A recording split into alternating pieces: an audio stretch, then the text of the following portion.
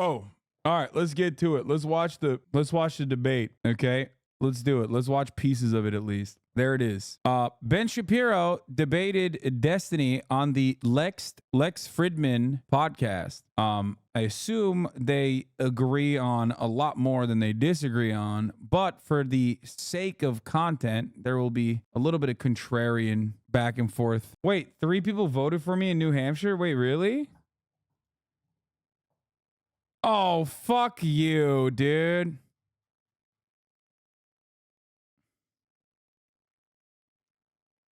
That's fuck. Oh, how do I fall for that? I don't know. I'm such a stupid idiot. That's how I fall for it. God damn it. It's real, though? No, it's not. I want to believe it, though. You want to know why I don't believe it? Because, really, all the HasanAbi heads are technically Asa Hutchinson fans. So the fact that I got more votes than Ada Hutchinson, okay, who got 1 vote, that's why I know it's fake. That's why. He had a real shot here. Asa bros, Hutch bros, we fucked up. Earlier in the day, you told the chatter to get better bait. This is a prime example of good bait. Oh, yeah, no, it's a great bait. At the top of the hour, by the way. Ben, you're conservative. Destiny, you're a liberal. Can you each describe what key values underpin your philosophy on politics and maybe life? And Digha 5363, thank you for the 50 gifted subs. Israel Palestine section. Yeah, I want to hear their overall values first. in the context of this left-right political spectrum. You want to go first? Yeah. So I think that we have a huge country full of a lot of people, a lot of individual talents, I want to say they're both liberal and also both conservative. capabilities. And I think that the goal of government, broadly speaking, should be to try to ensure that everybody's able to achieve as much. Why cover this if you're not willing to go on Lex Fridman yourself? I am willing to go on Lex Fridman. I just don't have I haven't had time. I don't know why people are so contentious. Like, I already said I would do it. As possible. So on a liberal level, that usually means some people might need a little bit of a boost when it comes to things like education. They might need a little bit of a boost when it comes to providing certain necessities like housing or food or clothing. But broadly speaking, I mean, I'm still a liberal, not a communist or a socialist. I don't believe in the, total command economy, total communist takeover of all of the, economy. But I think that broadly speaking, the government should kind of like kick in and help people when they need it. I puked in my mouth of the most skilled political debaters, and who the fuck on the left claims him? No, he is a skilled debater. They both are skilled debaters. Come on, guys. It doesn't matter.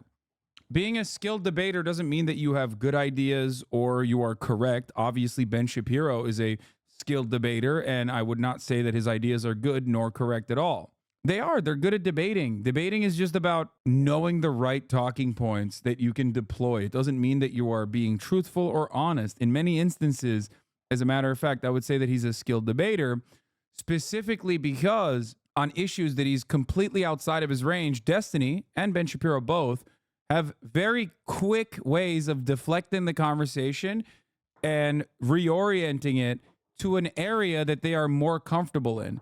That is what a good debater is. A good debater is basically, it's theatrics, right? A good debater is able to make themselves come across more confident and basically destroy the opposite argument. Like, it's just rhetorical talent, exactly. And they both have it. We've seen it before. Ben Shapiro was asked about the Great March of Return. He had no idea what the fuck it was. Obviously, college students are not very good at debating, but they can have information that the other person doesn't have. So when he was hit with that, he very quickly parried, right? The problem here is that I think a lot of people mistake being a good debater with having the correct takes. You can have piffy, quick retorts and really good talking points that make you come across like you're in the right. You can trip up your opponent. You know what I mean? Hit those iframes, right? Yeah. I'm glad D-Money is finally here so we can explain things correctly. Yes. Oh my God, run the ad during his opening. Dog shit. Destiny fans, once again, proving to just not be normal at all. Like, just can't hold it in at all, okay? And that government can and should be big. Not necessarily. I notice that when liberals talk about government, or especially taxes, it seems like they talk about it for taxes' sake or bigness sake. So people talk about taxes sometimes as like a punishment, like tax the rich. I think taxing the rich is fine insofar as it funds the programs that we want to fund. But Democrats have a really big problem demonizing success or wealth. Why do you even give Ben Genucito as much time of day as you do? Because he is one of the most popular right-wing commentators out there, and his platform and his ideas are identical to many people that I despise. It's the same. Well, it's in some ways similar to why Destiny talks about me all the time, because regardless of the fact that Destiny tried to present himself as like a progressive or whatever, he fucking despises that shit. So that way he can just regularly fucking talk about like whatever I'm presenting and, well, not really tackle the issue head on, but instead talk about how, I'm bad off of like clickbaited, clip chipped compilation videos. And that way he doesn't have to undermine the idea. He can simply undermine the person, and therefore it's like you destroyed the idea as well. Anyway, let's keep going. And I don't think that's a bad thing. I don't think it's a bad thing to be wealthy, to be a billionaire or whatever, as long as we're funding what we need to fund. Ben, what do you think it means to be a conservative? What's the philosophy that underlies your political view? So first of all, I'm glad that Destiny, you're already coming out as a Republican. That's exciting. I mean, we hold a lot in common in terms of, the basic idea that people ought to have as much opportunity as possible, and also insofar as the government should do the minimum amount necessary to interfere in people's lives in order to pursue certain functions, particularly. Okay, how was that any different than what he said? Okay, you guys are in agreement then. Kiss and make up. Like, what do you mean? The local level. So a lot of governmental discussions on a pragmatic level end up being discussions about where government ought to be involved, but also at what level government ought to be involved. And I have an incredibly subsidiary view of government. I think that, local governments, because you have higher levels of homogeneity and consent, are capable of doing more things. Homogeneity at the local level. That's why. Yeah, that's why it works. That's a fucking straight up dog whistle, by the way. Oh yeah, homogeneity is the reason why local government is more effective. And not because like you get to see immediate tangible impacts of like your own election and your own outcomes. You vote for someone at the local level, you have more of a connection with them because they're not like 11 steps removed from you with like 1,000 different lobbyists that have that person's ear. Okay, that's the reason. It has nothing to do with homogeneity. So dumb. And as you abstract up the chain, it becomes more and more impractical and more divisive to do more things. In my view, government is basically there to preserve certain key liberties. Yes, you're absolutely correct. It's a dog whistle, and it's laying the foundation against Nordic social democracies working as a counter, even though the reason why those Nordic social democracies work is not because of homogeneity at all. Those key liberties pre-exist the government insofar as they are more important than what priorities the government has. The job of government is to maintain, for example, national defense, protection of property rights, protection of religious freedom. These are. Yeah. You hate big government except for when women want to get abortions, in which case then you want the biggest of government. Got it. These are the key focuses of government as generally expressed in the Bill of Rights and the Constitution. And I agree with the general philosophy of the Bill of Rights and the Constitution. Now, that doesn't mean, by the way, that you can't do more on a governmental level, again, as you get closer to the ground, which, by the way, is also embedded in the Constitution. People forget the Constitution was originally applied to the federal government, not to local and state governments.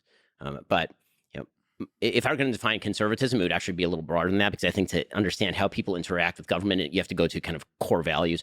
And so for me, there are a couple of premises. One, human beings have a nature. That nature is neither good nor bad. We have aspects of goodness and we have aspects of badness. Human beings are sinful. We have temptations. And what that means is that we have to be careful not to incentivize the bad, and that we should incentivize the good. Human beings do have agency and are capable of making decisions in the vast majority of circumstances. And it is better for society if we act as though they do. Second, the basic idea of human nature, there is an idea, in my view, that all human beings have equal value before the law Yeah, I'm a religious person, so I'd say equal value before God, but I think that's also sort of a key tenet of Western civilization, being non-religious. Oh my God. Oh my God. It is insufferable. Oh my God. Like they both have the same exact argument, except for like a bunch of social conservatism and God shit that he's adding on. Jesus Christ, it's insufferable. Or religious. Okay, That I'm skipping that does some not of it. necessarily mean that every person is equally equipped to do everything equally well, and so it is not the job of government to It's like, yeah. just is something that. So those are a few key tenets, and that tends to materialize in a variety of ways. The easiest way to sum that up would the traditional kind of three legs of the conservative stool, although now obviously there's a very fragmented conservative movement in the United States, would be You just said two neoliberals, one Reaganite, one Bill Clintonite, and you're unironically not wrong. So I guess in a way, this is basically the left-right spectrum of like permissible ideas in the American election cycles year over year. So you're not wrong. It is neoliberalism with like marginal differences. One side is like a little bit more socially conservative than the other side. The other side is more socially progressive than the other side, but will like oftentimes concede and cede ground to the social conservatism if they feel as though that social conservatism will help them basically preserve the supposed free market or market competition that they claim to care about. a socially conservative view in which family is the chief institution of society, like the little platoons of society, as Edmund Burke suggested, in which free markets and property rights are extraordinarily valuable and necessary. Because every individual has the ability to be creative with their property and Are to you going to engage with what he's saying or dismiss it with no rationale? What do you want me to engage with? Like, what can I engage with? He just said he wants he wants little government, and he wants to incentivize good things and not incentivize bad things. Okay. I don't know what he thinks is good and bad. Well, I do know, but it's very different than what I think is good and bad, right? So when he leaves it like that, okay, that is not an idea that is like fun to engage with at all. It's just a stupid fucking argument. You just want me to expose the hypocrisy in his rhetoric, and sure, I will do that for you, okay? He claims he wants small government, but he also wants to stop women from being able to get fucking abortions. There you go. Inherent hypocrisy right there. Just because he turned around and said that I actually also, I don't know, believe in God and you know, the godly way of doing things, and the government should preserve the godly way of doing things, doesn't change the reality. That's inherently hypocritical for him to fucking say this shit. Okay? But thank you. I do love when Ben Shapiro fans come in here and try to tell me to like engage with his ideas. I would love to debate Ben Shapiro. He has chosen not to debate me, but to debate the likes of Anna Kasparian and now Destiny as well. freely alienate that property. And finally, I tend toward a hawkish foreign policy that suggests that the world is not filled with wonderful people who all agree with us and think like us. And those people will pursue adversarial interests if we do not protect our own interests. Can I ask a And that way he can just like have a hawkish military as well. He can have like a hawkish foreign policy take, despite the idea that he's like some kind of libertarian. question on that? I'm so Yeah, curious. sure. Okay. Uh-huh. I'm excited for this conversation because I consider you to be really intelligent. But I feel like sometimes there are ways that conservatives talk about certain issues that seem to defy logic and reason, I guess. So here, and I'm sure you feel the same way about well, I feel the same way about progressives, but even some liberals for sure. Before I ask this question, it's going to relate to education. We can agree, broadly speaking, that statistics are real and that not everybody could do everything.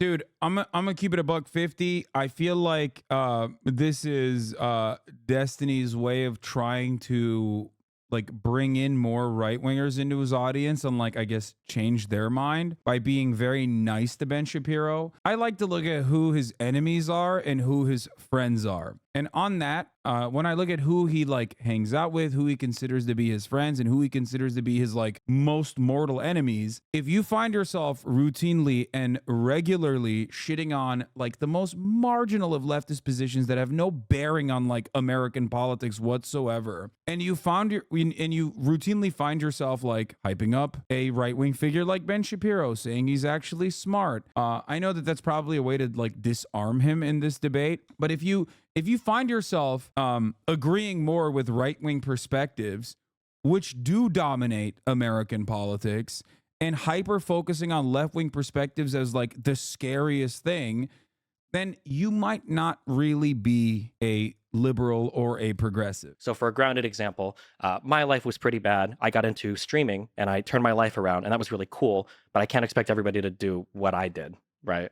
Like everybody being able to join the NBA or to be like a streamer. Well, of or- course, everybody yeah, has different qualities, sure. Okay. So I used to be a lot more libertarian when I was 2021. And one of the things They are two grown men. They can disagree with each other without having to yell and throw insults. I learned a lot from this interview from both of them. Oh, God. that dramatically changed kind of my view on government manipulation of things in the, I guess, in society came when it came time to deal with my son and the school that he went to. And one of the things that I noticed was when it came time to send my son to school, I could either do private education or I could do public. Personally, I did 12 years of Catholic private education. However, the public schools in Nebraska, depending on where you lived, were very, very, very good. And I opted for a certain district. I bought a house there. I moved there. And then my son was able to go to those schools. And he's been going through those schools. And the difference of availability of like technology, like these kids are taking home iPads in like first grade. They've got like huge computer labs and everything. Do you think that there is some type of, I don't want to say injustice or unfairness, because I'm not even looking at it that way, just pragmatically, that there might be children that are in certain schools that if they just had better funding or more access to technologies or things available to them, that those kids would become more productive members of society, that with like a little bit of a help, they could actually achieve more and do better for all of society? So I think that on the list of priorities, when you Ben Shapiro is going to deflect away, either go school choice here, or he's going to say that it's like family values. Okay. He could do both, honestly. But regardless, Destiny's argument here is good. It's solid. It's not just about obviously iPads and shit. There's a lot more to it, and I'm sure he will get to it. But having said that, ultimately, this conversation between these two people will not go anywhere productive unless it goes back to, I guess, how to manage taxes. comes to education, the availability of technology is actually fairly low on the list of priorities. Sure. The Meaning two that things the- I've heard are food availability and I think air conditioning, I think are the two biggest ones that I hear, but sure. Well, I mean, the biggest thing in terms of education itself, not just the physical facilities that we're talking about, would actually be two-parent family households. Sure.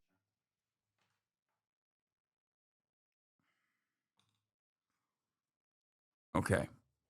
The way to respond to this is quite simple. Okay? Of course he's going to say that because he has nothing else. He's a fucking idiot. The way to respond to this is super simple. When you look at divorce rates or when you look at two-parent household rates across the board in other countries, obviously there's other externalities that are that play a role in this, like the carceral state. Ben Shapiro will try to, of course, bring it back to like culture, which is a substitute for race in this conversation. When he says, "Oh, it's the parents," it's like that's the real issue with education. The question should be, okay, like divorce rates are increasing all across the world. Why is it that educational outcomes in other countries where they have a better, more efficient public education focused structure, regardless of the divorce rates going in either direction, why do they still yield better outcomes than the United States of America?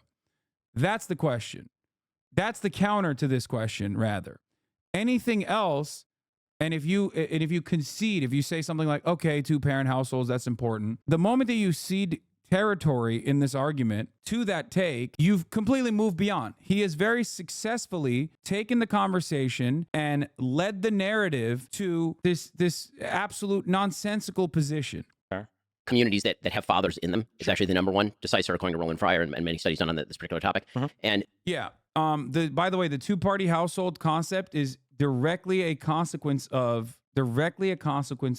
material wealth. Okay, two-parent households yield better outcomes for the child, not because of some holistic, spiritual, religious reason, but because two parents imply that you have more spare time to take care of the child and you have more disposable income to ensure that the child has the child doesn't have to work, for example. It's dual income. That's what matters. Dual income and also more free time. That's what matters. And that is how you arrive at, I guess the healthier, healthier, smarter, better educated As a child of one-parent household, this shit's always so pitiful. Blaming all society's problems on broken families negates factors that tend to break those families up. My high school homeroom teacher always dogged on broken families and is incredibly shitty punching down.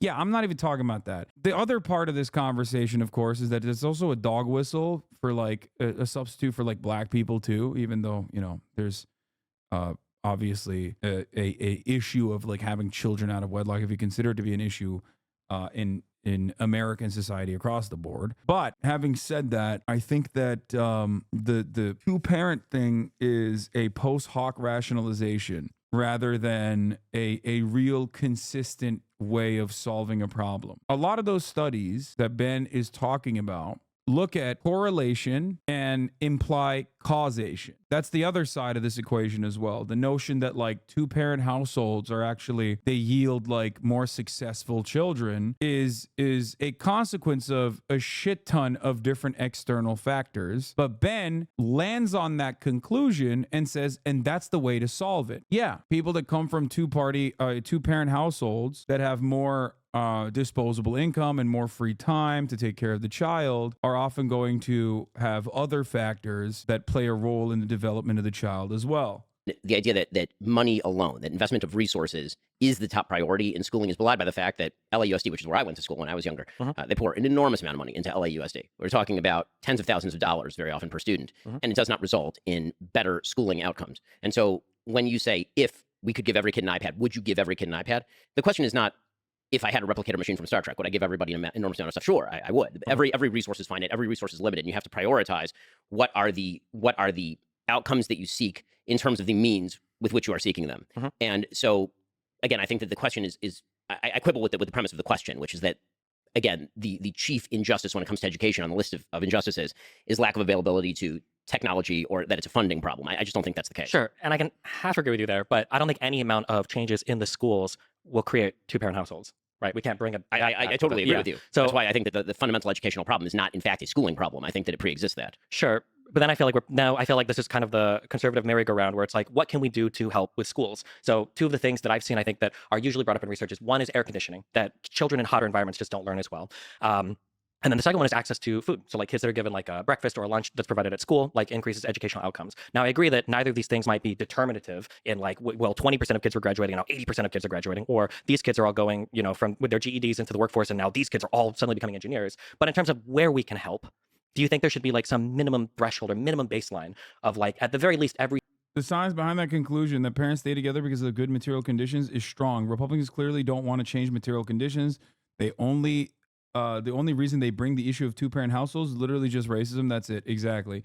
Racism, especially without like analyzing like different cultural differences even, but also claiming that there is no other reason as to why like black families are from broken households. Just a racist dog whistle. Every school should have a I sped it up 125. Or every school should have, if children can't afford lunch or breakfast, like some sort of food provided, or every school should have these like baseline things. So again, I'm going to quibble with the premise of the question, because I think that when it comes to, for example, food insecurity, school food programs, again, you can always pour money into any program and at the margins create change. I mean, there's no doubt that pouring money onto anything will create change in a marginal way. The question is, how large is the margin and how big is the movement? Yeah. There's a finite amount of resources, right, Ben? That's why you just can't give them money, because I'm just trying to make it efficient, is what Ben is saying. How is he trying to make it efficient? Let me tell you something, okay? Here's why right-wingers are such fabulists, okay?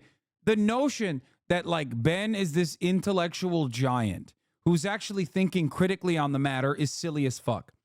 From where I'm standing, from where I'm sitting and understanding what Ben Shapiro is saying, he is more insane than any anarchist I've ever met that thinks that we can kumbaya tickle party fucking, criminals. Why?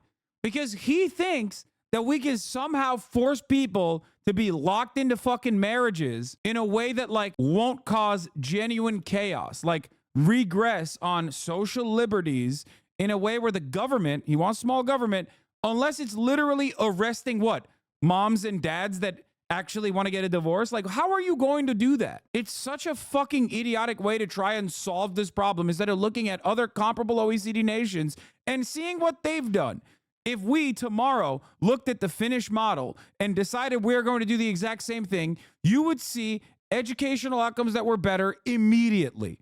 Okay, more funding for schools and a more even way of developing schools would abso-fucking-lutely fix like half the issues. And before you say Hasan is unfortunately the dumbest guy here this time, please just simply tell me why you think that is the case instead of just saying that and making yourself feel smart, because that is what dumb guys do. I often find myself belittling people as well, but at least I back it up with why I'm belittling them. Right. So the delta is what I'm looking at. And so I think that you're starting at a second order question, which is, what if we ignore what I would think are the big primary questions of education, namely family structure, value of education at home, how much you have parents who are capable or willing to help with homework, what are the incentive structures we can set up for a society that actually facilitate that, how local communities take ownership of their schools is a big one, right? All of these issues we're ignoring in favor of, say, air conditioning or lunch programs. And so in a vacuum, if you say air conditioning and lunch programs, sounds great in a vacuum. In terms of prioritization of values and cost structure, are those the things that I think are going to move the needle in a major way in terms of public policy? By the way, this is precisely the reason why they're both on the same side of the coin, by the way. Like, that's why I said they're both neoliberals. What is he saying? Like, we know what his like nefarious agenda is for Ben, like behind his statement. He wants like a theocratic style government, right? An authoritarian theocracy that upholds the principles of Judeo-Christianity. That's what he wants. He'll try to mask it and be like, oh, I actually just mean like we'll incentivize good things and not the bad. But that's what he's saying. That's what he wants. But when he's arguing for that position, instead of just saying straight up, I want Handmaid's Tale or whatever, he's being like, oh, well, it's about efficiency. It's just like we only have a finite amount of resources. We can't give iPads to every children. And I'm simply talking about like what's the most efficient way of using the limited amount of government resources we have. And if you don't have like a stable approach to this subject, you're gonna lose out. This is why like a lot of neoliberals on the leftist side or the liberal side oftentimes fail to combat these talking points and end up agreeing with people like this. I do not. And in fact, I think that many of them end up being disproportionate wastes of money. I mean, I've talked before pretty controversially about the fact that an enormous amount of school lunch programs are thrown out. Like an enormous amount of that food ends up in the garbage can. Is there a better... Dude, that's crazy.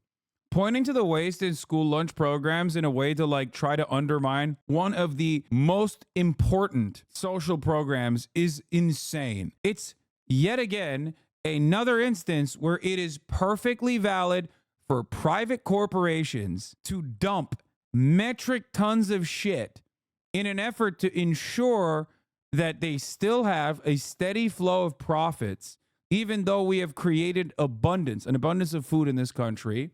But when schools throw out a marginal percentage of the food that they get, oh my God, we have to use that as a cudgel, as a way to say, we got to throw this entire program away. That is psychotic, okay? That is insane. We dump a shit ton more in the private sector, on the agricultural side, on all matter of like food development, selling, on the fucking retail side. That is so stupid. You would never make this argument for cutting waste if the government actually put together an initiative that said, hey, you can actually dump out the extra milk in an effort to hit your, in an effort to ensure that there is like some level of scarcity so that your price points are so that your price is adjusted, right? To maintain price stability, you're going to have to limit supply a little bit, which means wasting a shit ton of food. Someone were to actually advocate for that, Ben would lose his fucking mind. He would be like, that's communism. That's communism. But the moment that like a school is dumping out a little bit of their program, of their food program, we're talking about children, for the record, children getting food. Sometimes the most nutritious meal that millions of children eat is at school. There's a reason why during COVID, when schools stopped, schools still maintained their lunch programs. That's because millions of families are food insecure and hyper reliant on their public school lunches to deliver the most nutritious meal of the day for a child. Ridiculous.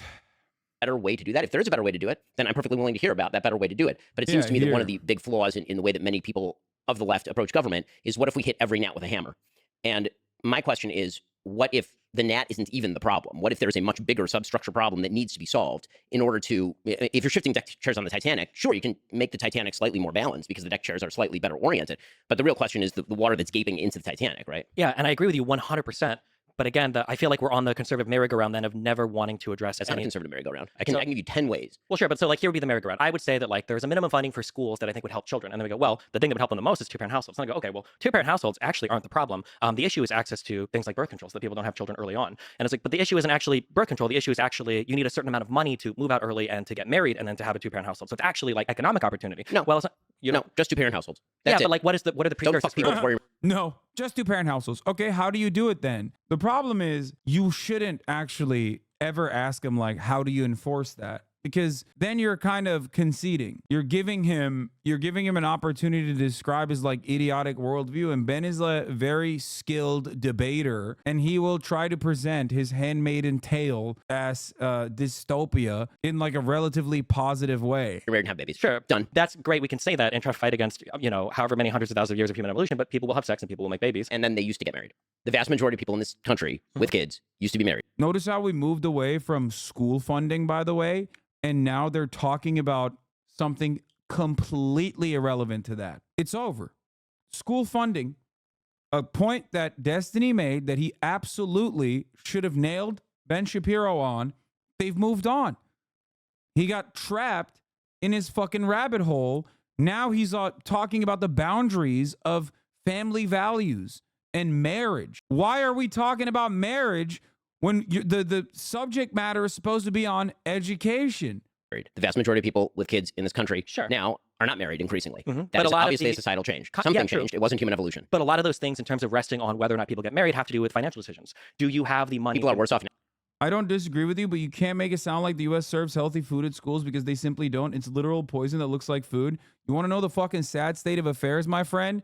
I know that. And yet that is still the most nutritious meal that a child has in millions of food insecure families. I know that. That's how bad the fucking situation is, dude. That's what I'm talking about. Yeah, you know what's better? Which is better, no food or shit food? I know that.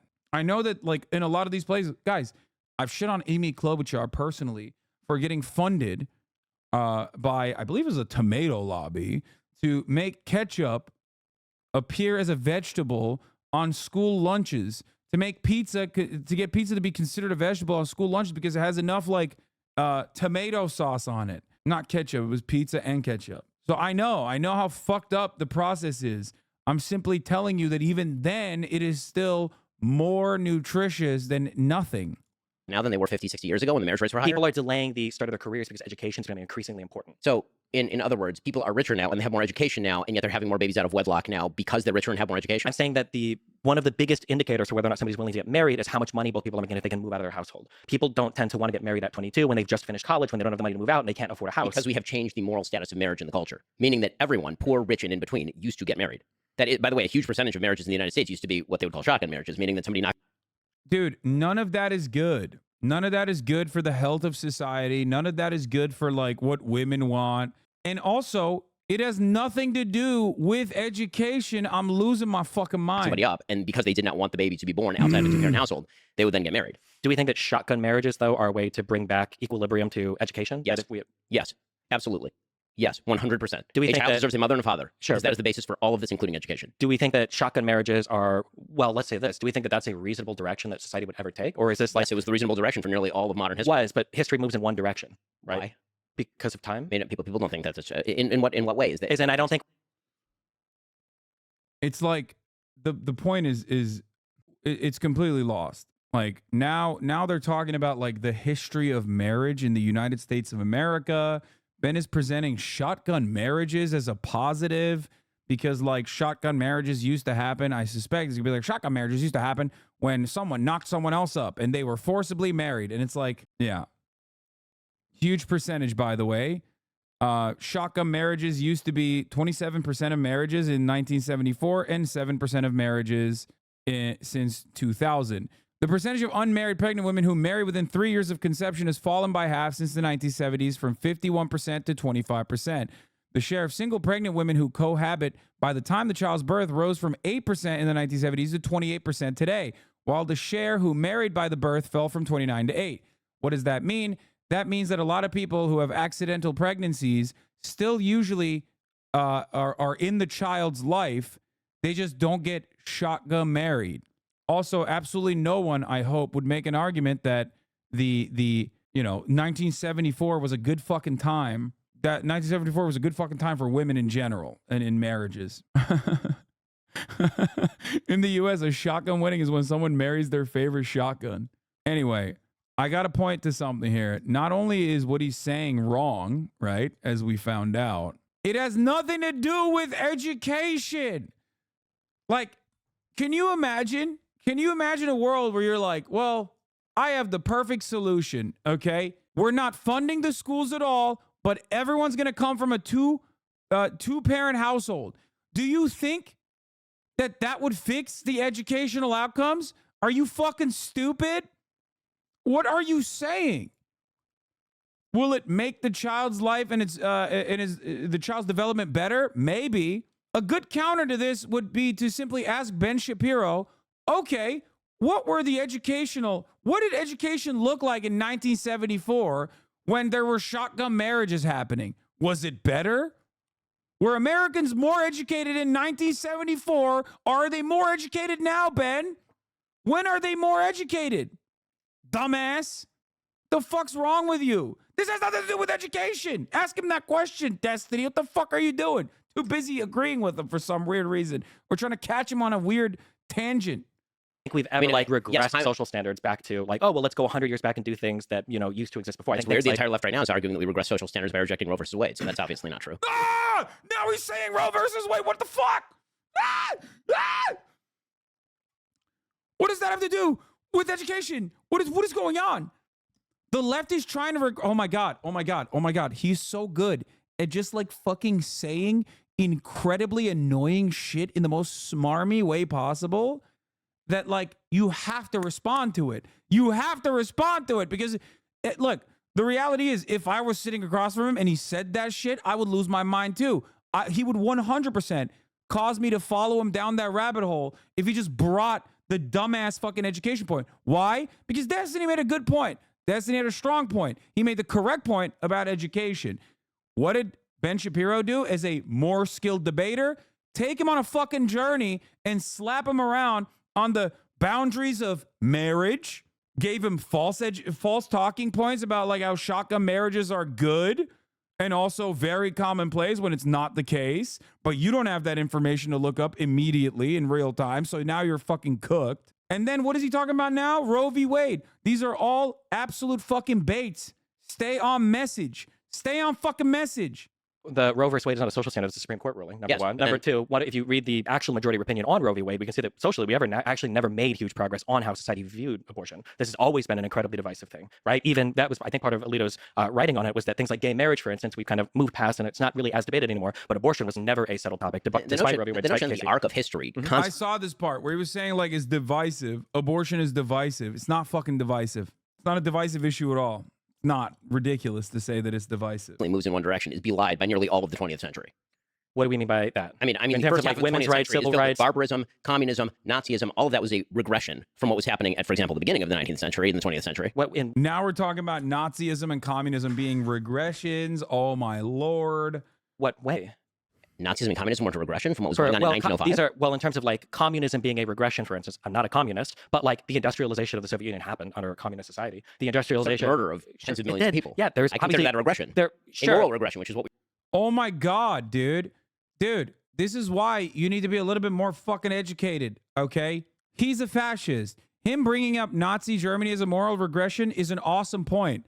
What do you say in that situation? You turn around and go, yeah, that's exactly the kind of moral regression you're advocating for in the United States of America when you want to have these like insane regressions on culture and on civil society.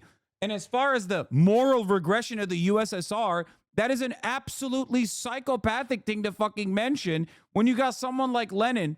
And all of the many advancements that the USSR put forward in terms of educating women, some of which the impact you still see to this day in post-Soviet fucking nations, by the way, educating women, ensuring that women were in the fucking workplace. Like, there are so many There are so many instances where the USSR was way ahead of social progress than the United States of America or their Western counterparts. That's ridiculous.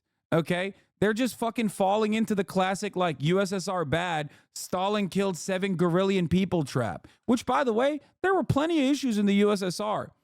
But you have to look at what the USSR did in comparison to what came before it. That's insane. That is still absolutely social progress in the USSR. Dumbest argument Ben Shapiro could have made in this circumstance. Okay? 1, the USSR, infinitely more socially progressive than Tsarist Russia. That's number 1. Okay? Like, the quick question to Ben is, okay, you brought up the USSR.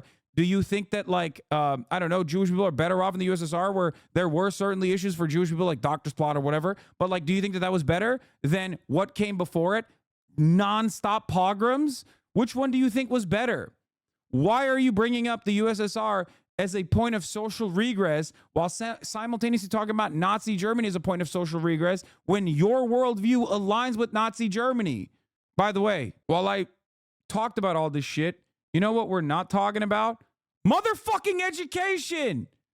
What happened? Where is education in this conversation? We just moved so far away. He brought up the right points.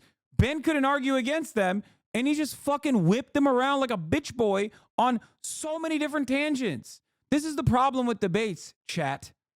That if you are against a skilled orator, a skilled interlocutor, they can just make short work of you, even if they're in the wrong. Destiny's side on the education conversation was correct. But Ben is now bringing him down this, like, weird fucking ladder, step by step, and just slapping him around. And they're now agreeing with one another on, like, the USSR or whatever. Some dumb shit. Also, Lex should have probably done a better job of moderating this debate. Let's be fucking real. That's crazy that they're on, like, 11 different tangents at this point. How are you not moderating? Ben is basically stating that women shouldn't be able to make decisions about their lives. A huge reason why the amount of women aren't forcing the shotgun marriages anymore. Women nowadays have more freedom to advocate for themselves, as that was seen as a taboo in the 70s. This can be shown by divorce rates. Yeah. We are talking about now moral regression. And you're suggesting that moral regression, I wouldn't term a return to traditional values a moral regression. You would. But your suggestion is that history only moves in one direction. And I'm suggesting that history does not only move in one direction. It tends to move actually back and forth. Sure. I don't think that all of history moves in one direction. There are going to be wars. There are going to be times of peace. I think in general, we're more peaceful now than we have been in the past. But I think when we look at the way that people live their lives, I think that we tend to move in a certain direction socially. So when it comes to things like racism or when it comes to things like slavery or women's rights, I think that there are 2 huge things that probably aren't. Yeah, Destiny isn't even shistling properly. Didn't even mention how Hitler praised the U.S. in the early 20th century for their eugenics programs. Or the very obvious fucking take here is immediately turning around and being like, Ben, the social regress of Nazi Germany didn't just stop at the wholesale execution of Jews, okay? The social regress of Nazi Germany was actually identical values that you advocate for. Transphobia, okay? Stopping abortions, criminalizing abortions. Like, these are fundamental principles to make sure that the folk in Germany were able to consistently increase their population size. The idea that Ben is so far removed from Nazi Germany is so ridiculous. You hate unions, right? You hate communists and socialists. You want to criminalize abortion. It's so funny when these guys go, actually, the Nazis actually wanted abortions. Like, it's like, no, they didn't. Not for white people. It was criminal for white people. The fuck are you talking about? Changing in the US, and one is access to contraception and one is women working jobs. I think that these 2 things are probably huge things that are moving us off of shotgun marriages or getting married very early on. And I don't see do you think that those 2 things are going to change fundamentally? First of all, what the data tend to show is that actually more highly educated people, as you were saying, tend to get married more. So if the idea is that women getting an education somehow throws them off marriage, it's the opposite. Usually but those women aren't not getting, educated. But those women aren't getting shotgun marriages. Those women aren't having children. Yeah, but now you're shifting the topic. My topic was how to get more people married. And what I'm and then you suggested that higher levels of education are delaying marriage and making it less probable. And what I'm telling you, because this is what the data suggests, is that actually as you raise up the educational ladder, people tend to be married more than they are lower down on the educational ladder. If you're a high school graduate, you're less likely to be married than if you're a postdoc. I agree with you, but that's because one of the biggest precursors to getting married is having like a level of economic stability. So as people get more educated, they obtain this economic stability, and then they're in a more comfortable position to explore more serious There's relationships. another confound there. I mean, the confound is that people in stable marriages tend to be the children of stable marriages. And there's only one way to break that cycle, which is to create a stable marriage. And that is something that is in everyone's hands. Again, this notion that it is somehow an unbreakable, unshatterable barrier to get. Yeah, I love that his argument is the realistic one, which is somehow making sure that we just, get married more and stay in marriages. That's nice, man. That's the way to solve education for sure. Just cut school funding entirely and force people to stay in marriages, and boom, problem solved. That's how they do it in Sweden, where they did try to privatize education, found out that it actually led to tremendously bad results, immediately stopped the program, dead in its fucking tracks. So odd that all of the comparable OECD nations have significantly better educational outcomes, despite the fact that, many of them don't even allow for private education or don't have any of this like charter school bullshit.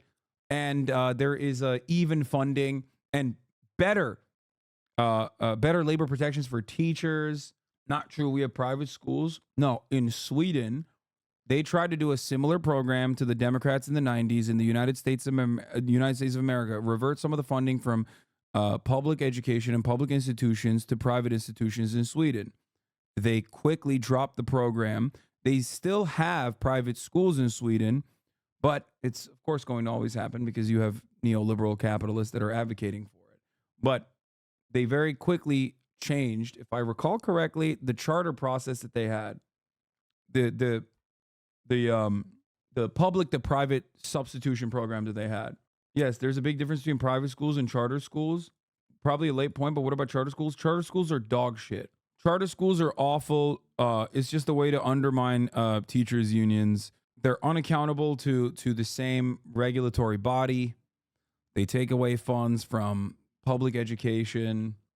It's really awful. And the Democratic Party absolutely played a role in pushing for charter schools, and still does to a certain degree. Yeah, charter schools get worse outcomes per dollar. Also, charter schools, because they're unaccountable and not really regulated by local governments, sometimes they just straight up end. Like, they just close up, Donda Academy style. Get married and have kids. I don't understand where this is coming from. Why is that such a challenge? I don't think it's unbreakable or unshatterable.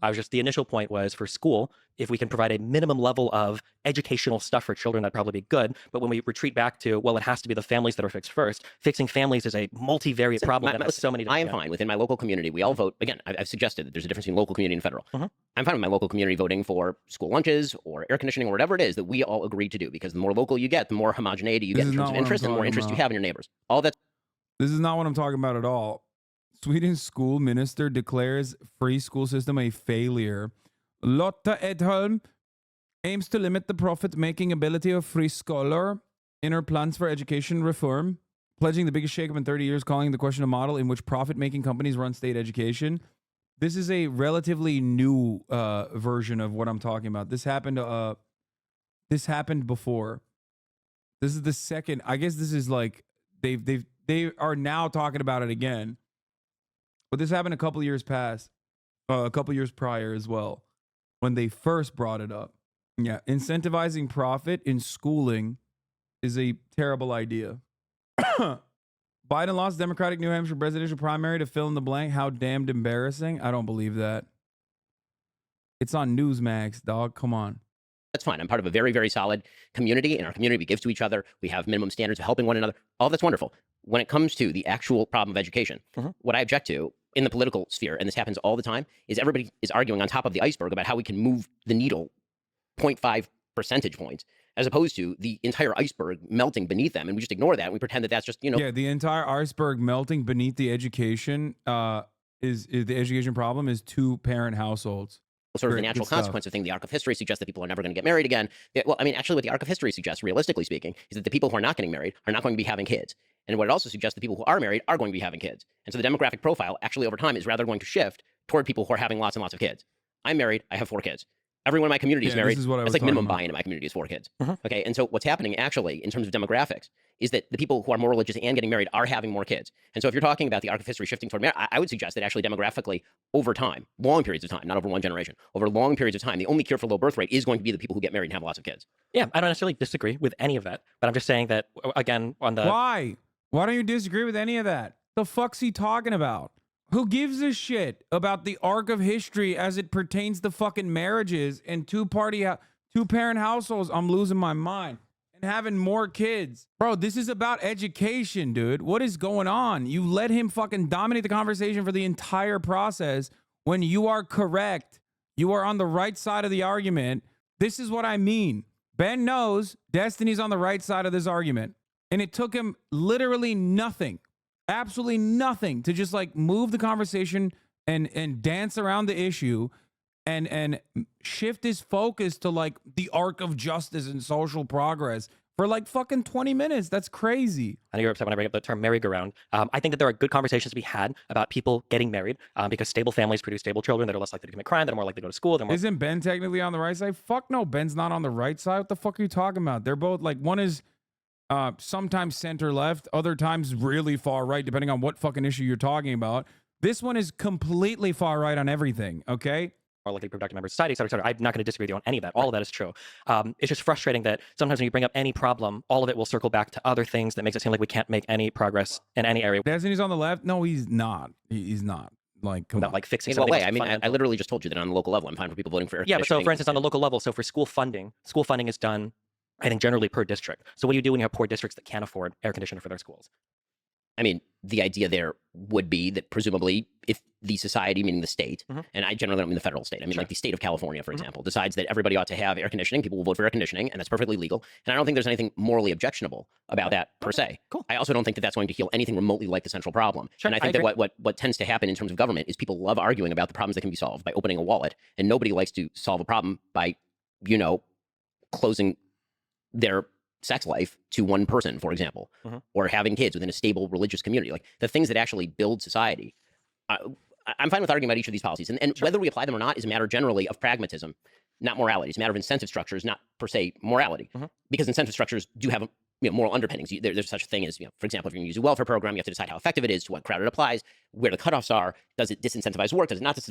All of these are pragmatic concerns. But on a moral level, the generalized objection that I have to people on the left side of the aisle is that they like to focus in these conversations. Very often it feels as though it's a conversation with people who are drunk searching under the lamp for their keys. The problems they want to look.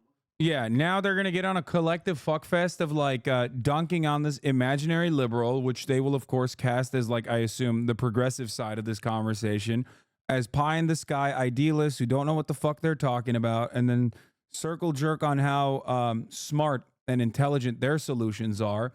When Ben's fucking solution is psychotic, Destiny at least like brought up good points and completely fucking dropped them.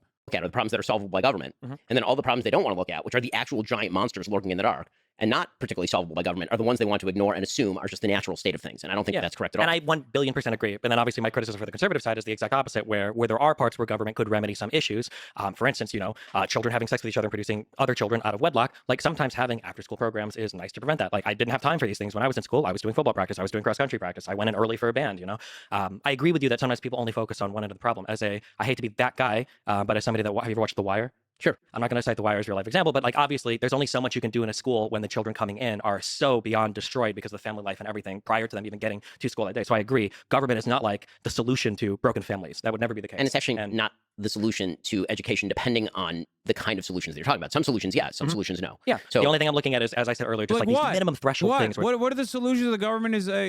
What is a government intervention that Ben thinks is appropriate? Stop agreeing with him. What the fuck? Stop agreeing with him. What are the solutions? He's just fucking, dude. He just keeps saying, oh, some yes, some no. You're not pinning him down at all. If this was, okay, if Destiny was sitting across from some like 18-year-old queer teenager furry who's like talking about revolution now on Twitter, okay, he would be literally doing everything in his might while simultaneously holding back slurs to pin this person down on their fucking positions. But when it's actually Big Dick Daddy Shapiro, he can't just turn around and be like, let's explore the logical boundaries of your worldview. What the fuck are you doing? You got all the smoke for some random fucking furry person from your Discord that you pulled out, but you don't got shit for Ben Shapiro? This motherfucker's in charge of the Daily Wire. I'm losing it a little bit. Come on, dude. Have you considered that Destiny may want a contract with the Daily Wire? That's crazy. Pin him down. Ask him a fucking question. I've debated this dude many times in the past, okay? He is the best at disingenuously framing his interlocutor's argument to like try and lock them into this like logical conundrum. But when it comes to Ben, he's just not even remotely touching it. It blows my mind. This is the community that still claims like Hasan doesn't believe that you should ever call the cops. Hasan is like pro fucking dude, whatever. There's so many insane shit that they lie about. But like, what's going on? You don't got the same smoke for Ben Shapiro? I don't understand it. Like I'm expecting something from a person who I do think is a good debater.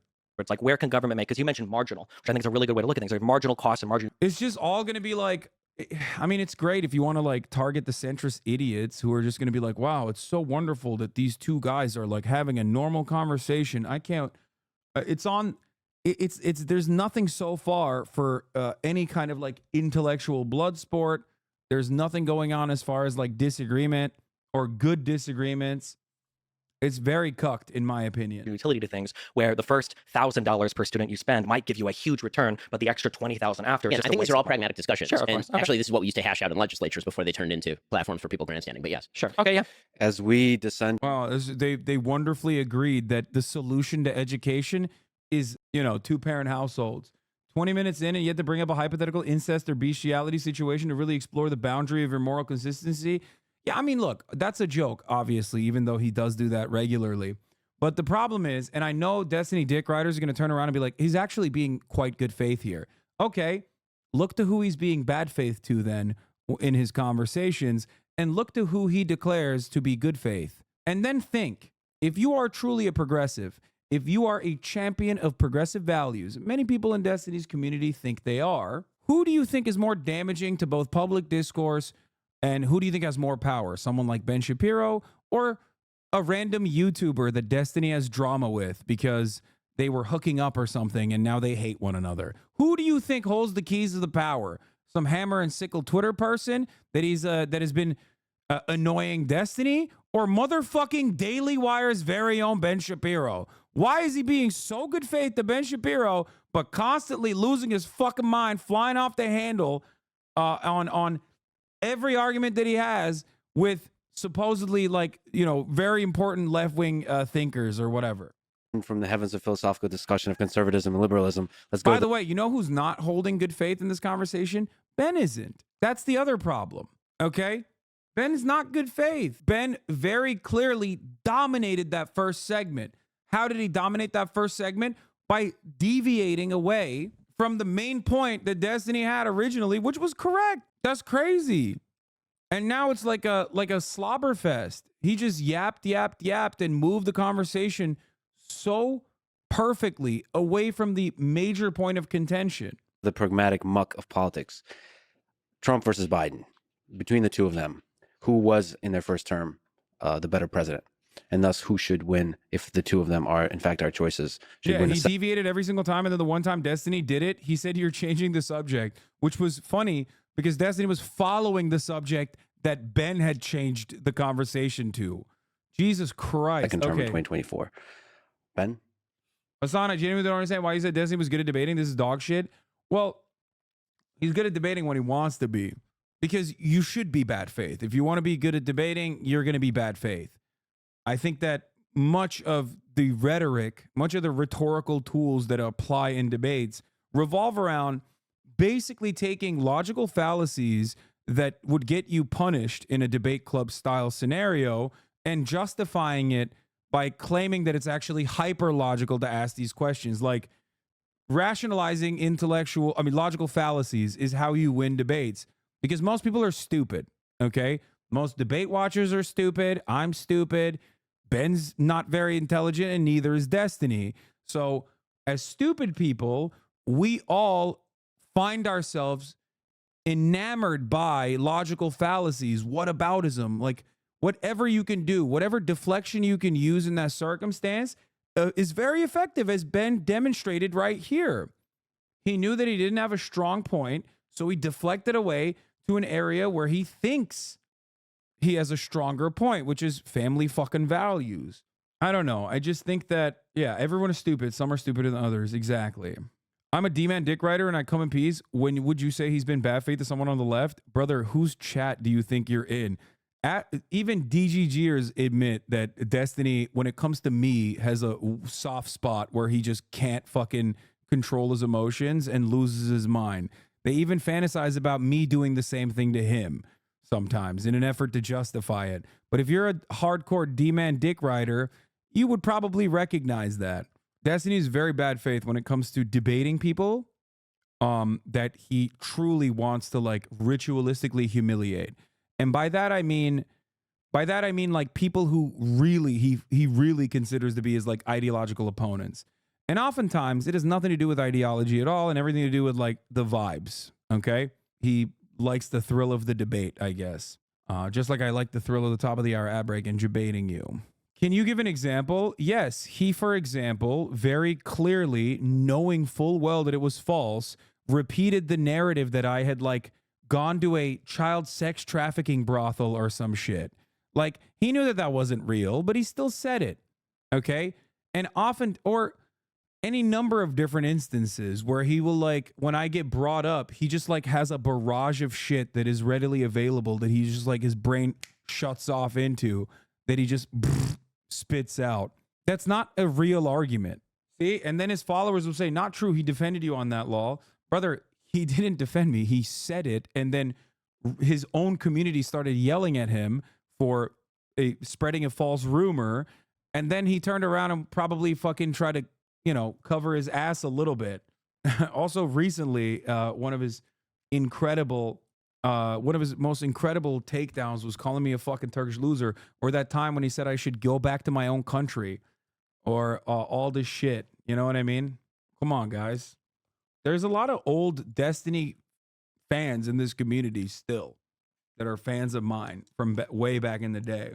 Why did Destiny barely bring up sex education and birth control's impact on mitigating one-parent households? That seems far more reasonable than bringing back shotgun marriages with a ridiculously intangible goal of repairing morality or some shit.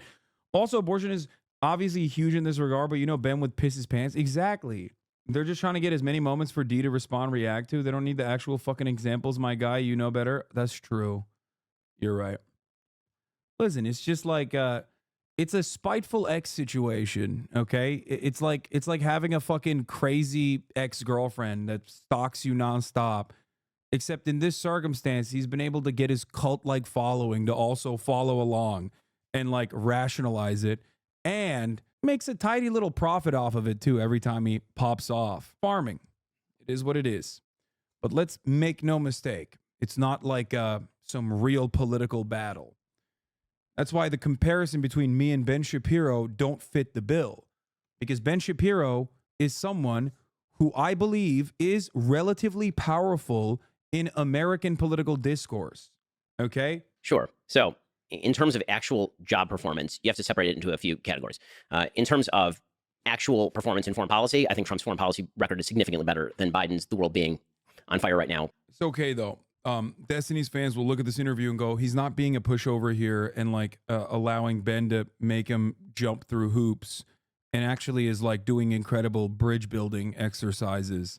Being a fairly good example of that. And we can get into each aspect of the world being on fire and where the incentive structures came from and how all of that happened in a moment. When it comes to the economy, I think that Trump's economic record was better than Biden's. Doesn't mean he didn't overspend. He did. He wildly overspent. But he also had a very solid record of job creation. A huge percentage of the gains in the economy went to people on the lower end of the economic spectrum. Actually, the gross income to the average American was about $6,000 during his term.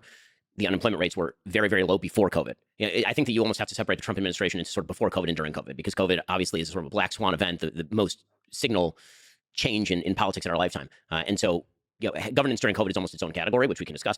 But in terms of foreign policy, in terms of domestic policy, I think that Trump was significantly better than Biden has been, and that's on the upside for Trump. On the downside for Biden, obviously, you're talking 40-year highs in inflation. You're talking about savings being eaten away. You're talking about everything being 20 to 30% more expensive. You're talking about massive increases to the deficit, even at a rate that was unknown under Trump. The deficit under Trump raised by about a little under $1 trillion every year up until 2020. Again, 2020 was COVID year, so everybody decided that we're going to fire hose money at things. But then Joe Biden continued to fire hose money at things in 21, 22, and 23. That obviously is, in my opinion, bad economic policy. And then you get to the rhetoric, and you get to the stuff that Donald Trump says. And as I've said before, my view is that on Donald Trump's epitaph, on his gravestone, it will say Donald Trump. He said a lot of shit. I think that Donald Trump does say a lot of things. I think that is basically baked into the cake, which is why everyone who's bewildered by the polls is ignoring human nature, which is at the beginning, when you see something very shocking, it's very shocking. And then if you see it over and over and over and over for years on end, it is no longer shocking. It is just part of the background noise, like tinnitus. It just becomes, something that your brain adjusts for. And so do I like a lot of Donald Trump's rhetoric? No, and I never have. Do I think that that is dispositive as to his presidency? No, I do not. When it comes to Biden, again, I think he's underperforming economically. I think that his foreign policy has been really a problem. Even the things I think he's done right are, I think, band-aids for things that he created by doing wrong. And when it comes to his own rhetoric, you can argue that it's grading on a curve because Trump was coming in with such wild rhetoric that just a maintenance of that wild rhetoric doesn't really change. I don't know why we never factor in Donald Trump's ginormous tax cuts that were before COVID into the conversation about inflation. Like, how is that not a factor at all? It is, at least in the opposite direction, tax hikes are a deflationary mechanism at a time when record high profits are occurring. It is like the only fiscal policy that you can push for beyond, like, I guess, price controls. And yet Donald Trump literally fucking did tax cuts that absolutely factored into inflation beyond the subsidies that he's talking about, which many of which went to, the PPP and whatnot. But Again, let's see. For Biden, he came in the same way that Obama did, on the sort of soaring rhetoric of American unity. I'm the president for all. Like, Trump came in, he's like, listen, I'm the president for what I am, and I'm going to say the things I want to say. I'm going to be on the toilet, and I'm tweeting. And we're like, okay, so that's what it is. With Biden, he came in with, I'm a president for all Americans. I'm trying to unify everybody, and that pretty quickly broke down into a lot of oppositional language about his political opponents in particular, and attempt to lump. God, I fucking hate conservatives so much to my very soul. Jesus Christ, nothing fucking whips me back into shape. Sure, I despise liberals who love wars and stuff, but god damn, they're such pathetic little fucking losers. Just like, man, Joe Biden came into office and said he was going to be the president for everybody, and he dealt with Mitch McConnell like a real reasonable man, but also simultaneously sometimes he said these MAGA Republicans are going too far. It's like, bitch, you say that too, Ben, you fucking asshole. Shut up. I can't believe that's your that's the main problem you have is Biden's rhetoric, that he was too mean to the Republicans. What do you want him to do? If Biden was too mean to Republicans, what the fuck is Trump?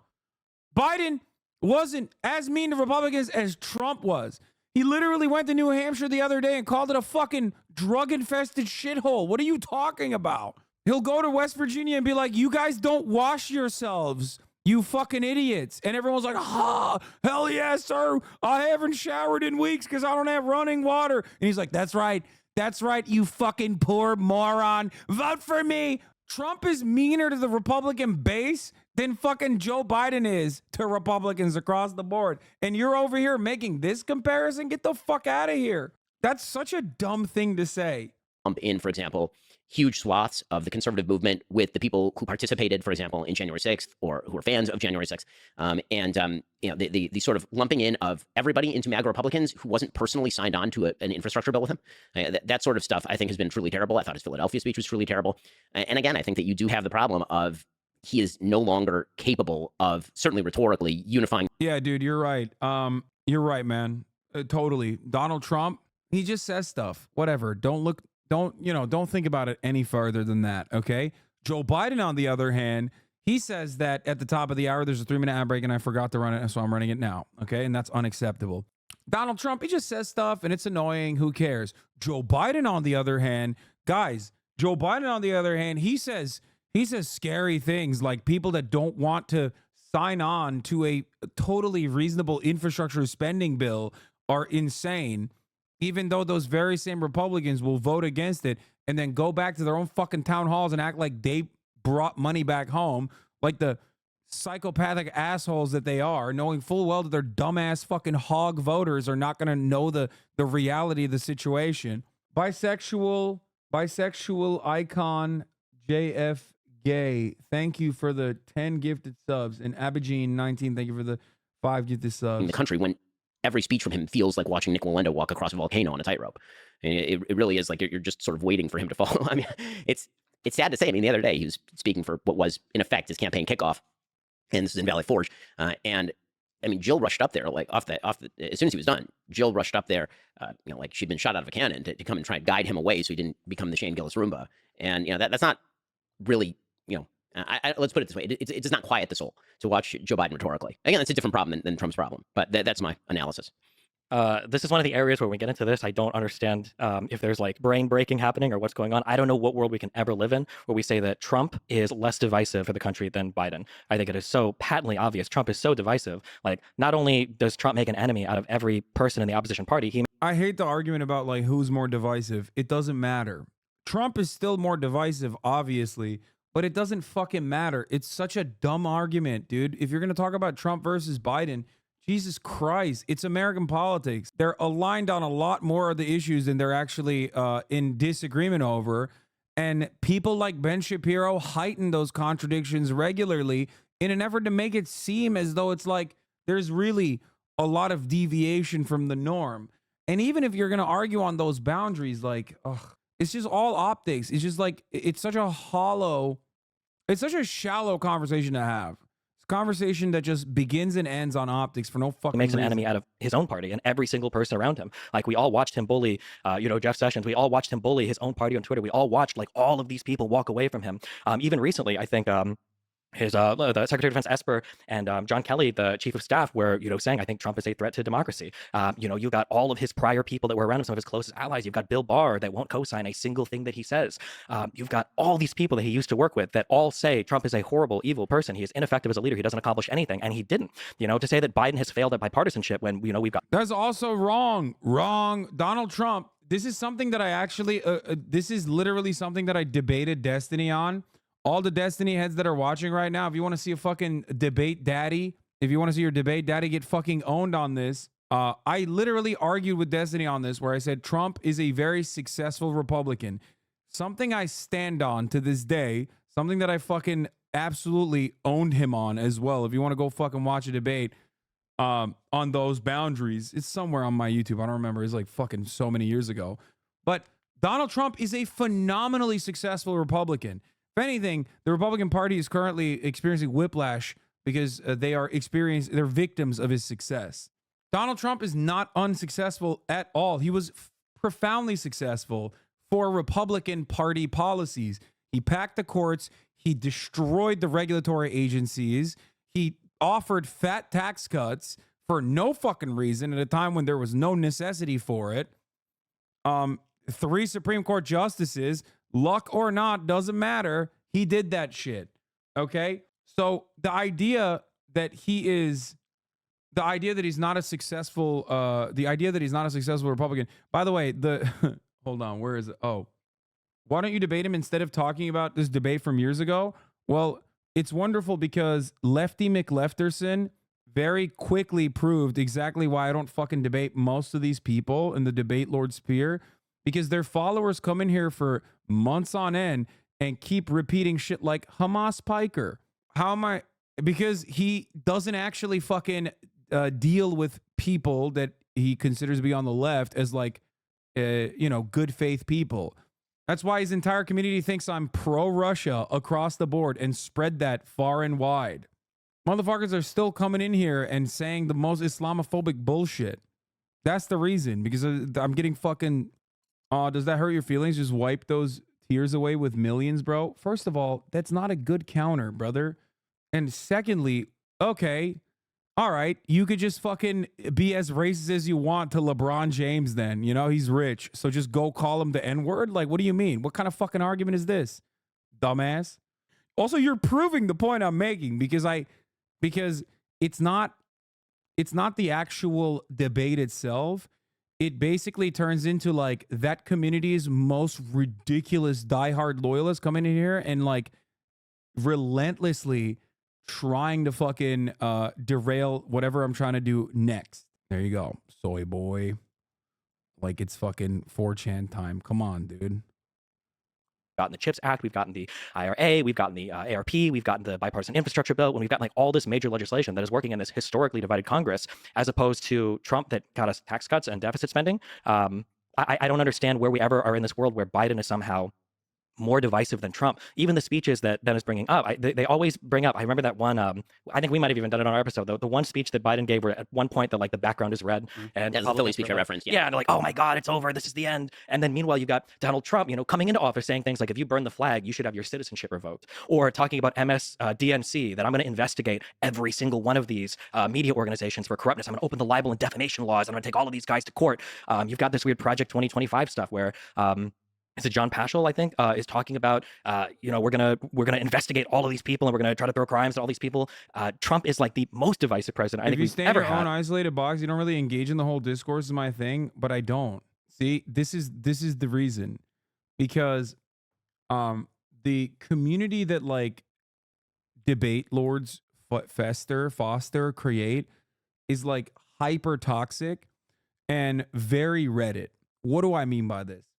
Like, I'm trying to watch something that was going to be entertaining to you, right? You want to see what my commentary is. Maybe you can clip it and send it to Destiny, and then you guys can have fun with that later. There's like secondary market value to what I'm doing, but you want to fucking derail the conversation and just like latch on to like one thing that I said and immediately do the same thing that everyone on Twitter does. And it's so fucking annoying, and you guys hate it when it's done to you, but you love doing it yourself.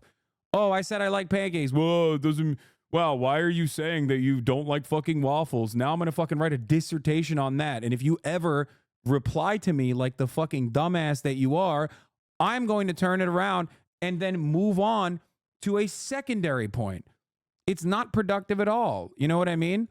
You just made up something, okay? You made something up. You said, I'm staying in my own isolated box. I don't do that. I collaborate regularly with a lot of people, okay? With a lot of people. I go and I debate people on television. I go and I debate people that have different opinions than me. But just because I'm not debating the one person that you want me to debate, you're like, oh, well, you're in your isolated box. That's not the truth. Do you understand? At least in my lifetime of being an American citizen. And the rhetoric from him is just, it's on a whole other level in terms of the demonization of political opponents. I mean, this is a guy that's known for giving his political opponents bad nicknames, right? Like, that's what Trump does. It's funny, but even as a resident of Florida, this is another good one. See, I think you supporting people, like, this is not a conversation. This is an accusation. I think you supporting people calling him Cuban slurs is pretty messed up. This accusation also has hidden premises inside of it, okay? What am I supposed to do? Address each individual faulty premise that you have inside of this accusation that you launched in here? One, I'm supporting people calling him Cuban slurs. What are the Cuban slurs? Now I have to talk about like gusano or whatever the fuck that means. That's a whole different can of worms and a totally specific discourse that is unfortunately not been able to launch and become like a real tangent, but people bring it up regardless. And then you say just because his parents were Cuban immigrants, you call them Cuban slurs, which is also ridiculous, okay? While simultaneously the community is calling me Hamas biker, saying that I look like Osama bin Laden or behave like Osama bin Laden, saying that I'm like a fucking Islamist fundamentalist that defends terrorism. And it's the N-word saying community that aligns with Nazis regularly as long as it like belittles the left. I'm sorry, you have no moral leg to stand on. You know what I mean? You can't be fucking calling me an Islamic terrorist every goddamn day and then be like, well, I can't believe some members in your community say Gusano, and you said it's actually cringe to fucking say that to Destiny, but I'm still gonna act like you're constantly calling him a fucking Cuban slur. And also, and then you finally recognize that it's not even a thing, so you go, at least you stopped allowing it now. You didn't make an argument at all. You just came in here to shit stir, clip it out of context, put it on LSF, brigade the shit out of it, and then have Destiny make 11 videos about how racist I am. And then some goddamn dumbass liberals will get suckered into going, you know what? Maybe this is kind of racist. I don't even understand. I'm voluntarily getting into this trap so that I can personally describe to you how irrational and illogical the way you're operating is, okay? It's just, you just made like 8 different things up. But it doesn't matter because this will move discourse on the other side no matter what. Do you understand? I mean, this is entirely unproductive.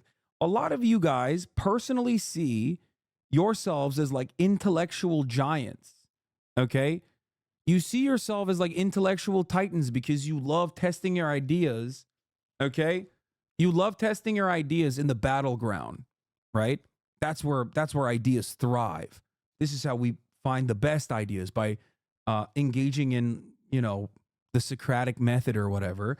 And then this is the outcome of your Socratic method, just a whole bunch of nonsensical shit that you made up that you're framing in a narrative way so you can clip it and ship it and then continue that tangent over and over again. This is why this is not even remotely interesting.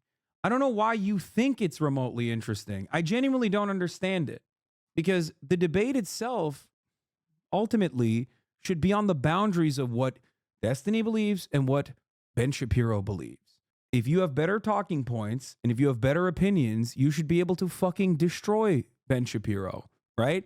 And I want Destiny to do that. I know he's capable of doing that. Had another natural disaster, do you think Trump would withhold aid?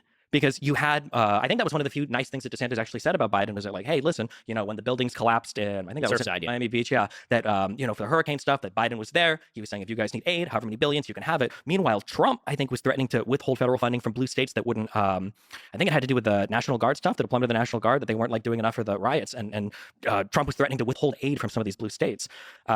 Yeah, Trump is literally the most divisive person in the world. I don't see how on any metric he is ever succeeding in the divisive category. In terms of the economy, I do think it's funny that Republicans are very keen to say that, like, well, we can't really grade Trump, you know, post-COVID, because obviously COVID messed everything up, which is fair. But pre-COVID, what did Trump do? Yeah, he did deficit spending, tax cuts. He presided over historic low interest rates and an economy that was already like blazing past the final years of Obama. We were posting all-time highs in all the stock markets in 2013 onwards.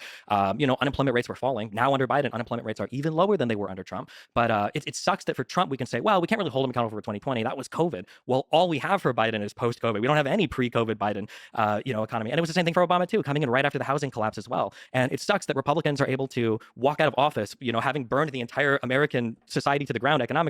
And now we've got to try to evaluate, okay, well, what did Obama do during his first 2 to 3 to 4 years, just trying to recover from where the housing crash left it? And then we look at Biden now, who's trying to recover from COVID, and now we're grading him on a totally different scale than what Trump is being graded on. Yeah, that sucks, I think. We can comment on the foreign policy? On the foreign policy, I'm going to be honest, I am very liberal. I'm very not progressive. I'll probably come off as more hawkish than others because I'm not a big fan of this, which also, if Ben agrees, like, I think people like Trump are going to be the most dovish, isolationist people ever. They don't want to do anything internationally. They just want to, you know, protect America, be at home, protect our economy, don't do anything internationally, which is why he was constantly undermining NATO and constantly, you know, attacking all of the European Union and, you know, cheering on the UK for Brexiting away from the EU. I think, that being said, I think that Biden has done a phenomenal job when it comes to foreign policy. I think that the coalition building was so important for Ukraine, Russia, and I'm so happy that he decided to go to our European allies and our NATO allies and try to build a coalition of people to help Ukraine. So that Okay, first of all, that was Vladimir Putin's gift to Joe Biden. Okay, so, you know, I don't know about Biden doing that. You know who thinks Biden is responsible for Russia invading Ukraine? People who push Z. I'm just saying. that wasn't only the United States.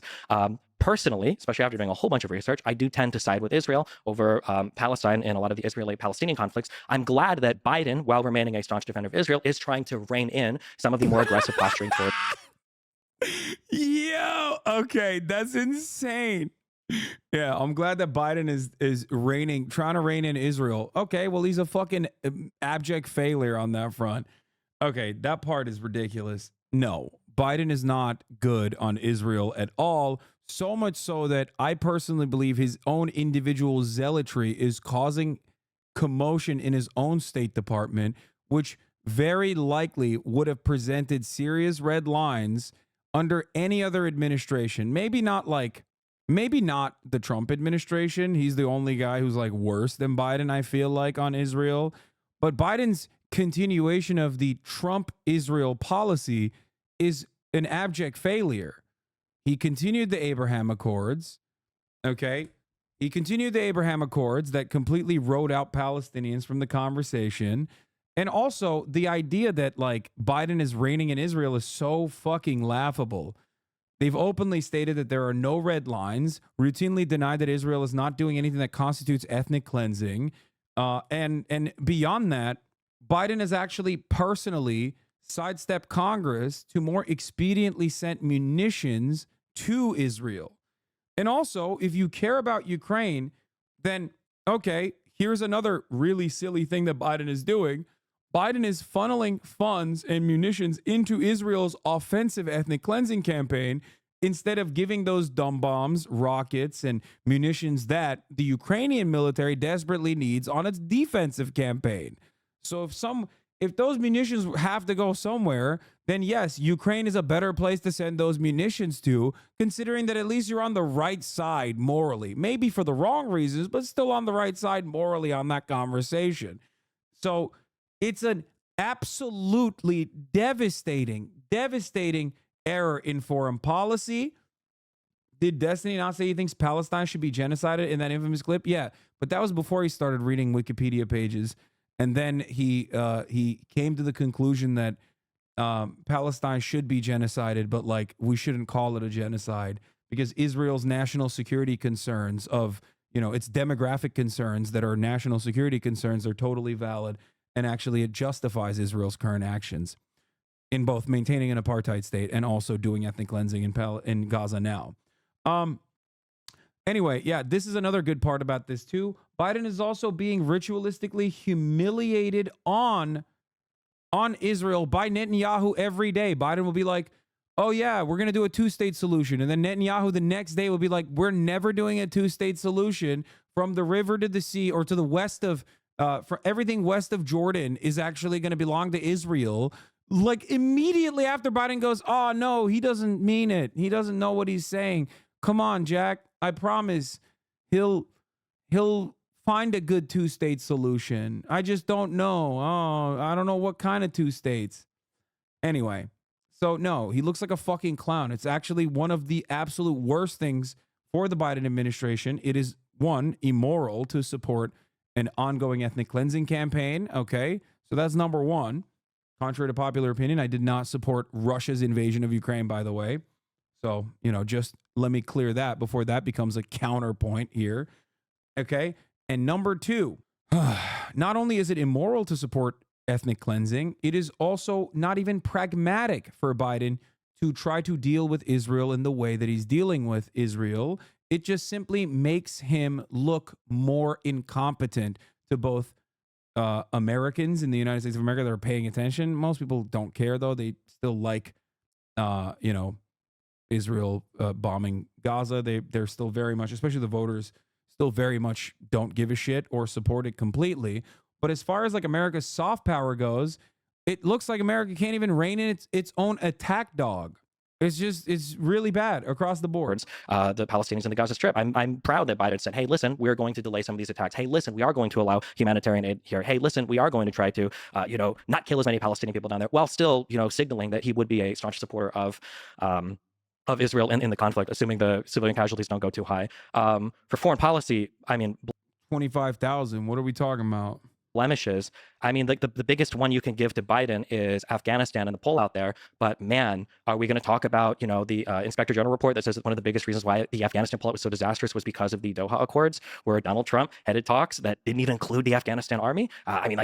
Okay, that's actually a solid point. The Afghan pullout was also a continuation of the Trump era policy. That was Trump's foreign policy, which Biden continued on. And that's why it was, partially not a great pullout overall. Biden still demonstrated the political courage, probably one of the only instances where he demonstrated political courage and expended political social capital there. And he got punished for it relentlessly. Okay. It was a good thing that he did that.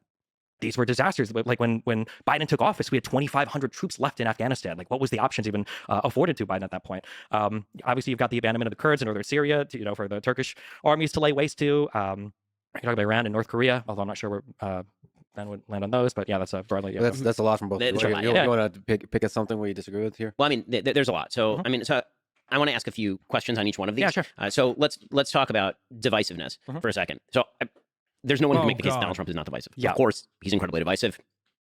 It's a given. Do you treat Biden's rhetoric with the same level of seriousness that you treat Trump's rhetoric? Or I should probably put that the other way around. Should we treat Trump's rhetoric with the same level of seriousness as Joe Biden or, say, Barack Obama's rhetoric? I'm going to try to be concise when I say this. Broadly speaking, No way.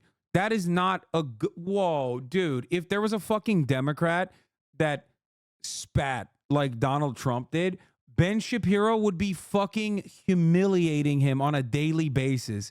He would never baby that person. You can't fucking cut that and be like, oh, just ignore Trump. Just ignore his commentary. Okay, just ignore Biden's dementia then. Like, get the fuck out of here. You can't say that. What a stupid way to fucking frame this question. Oh my God, I really hope he fucking shovels those statements back down his fucking throat. That's insane. Come on, he's just a little guy. The bully pulpit is not significant? Really? You don't think Donald Trump saying there's very fine people on both sides when he goes up after Charlottesville, you don't think that's a significant fucking error? You think it was an accident that like white supremacist movements in America got galvanized into like literally taking off their masks and demonstrating on the fucking streets under the Trump regime, saying stand back and stand by to the fucking, what was it? The dildos that were run by that fucking FBI informant, the Proud Boys? Come on, dude. You can't just say he's like just some little guy. That's actually quite significant. Now we're not talking about divisiveness. We're directly talking about Trump's rhetoric and what it did to American politics and the impact that it had on the ground. That is significant.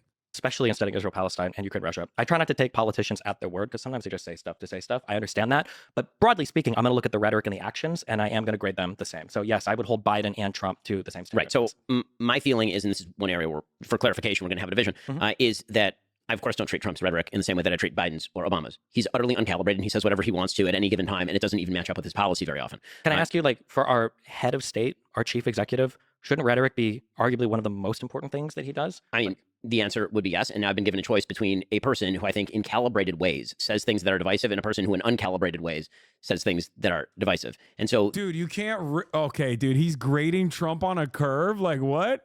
Dude, Trump can say whatever he wants because he's uncalibrated. You know what I mean? He's just like, but when Biden says it, he's measured and it's scary. Oh, okay. So you just agree with Trump and you don't agree with Biden, but you're too pussy to fucking say it as it is. Jesus Christ. The evidence that Joe Biden is divisive is every poll taken. Dude, oh my God, the intellectual giant of conservatism over here. That's awesome. I love that he just demonstrated his double standard, but tried to intellectualize it. You know what I mean? That's the opposite of what he said. What do you mean that's the opposite of what he said? He literally is saying that Trump is a silly goose. So don't take what he says seriously, whereas Biden is serious. So when Biden is saying stuff, you should take it very seriously, and he is divisive. Did I not understand it correctly? Essentially August of 2021. He is, by all available metrics, incredibly divisive. A huge percentage of Americans are deeply unhappy, not only with his performance, but don't believe he's a uniter. That's just the reality. And that may just be a reflection. I mean, honestly, we may be putting too much on Trump or Biden personally. It may just be that the American people themselves are rhetorically divided because of social media, and social media can, in fact, be a cesspool. One thing that I would ask you about that, though, Sure. is I agree, especially when you look at the favorability, but sometimes when I look at these polls, when you start to disaggregate them by party, I wonder if it's actually, is Biden historically divisive?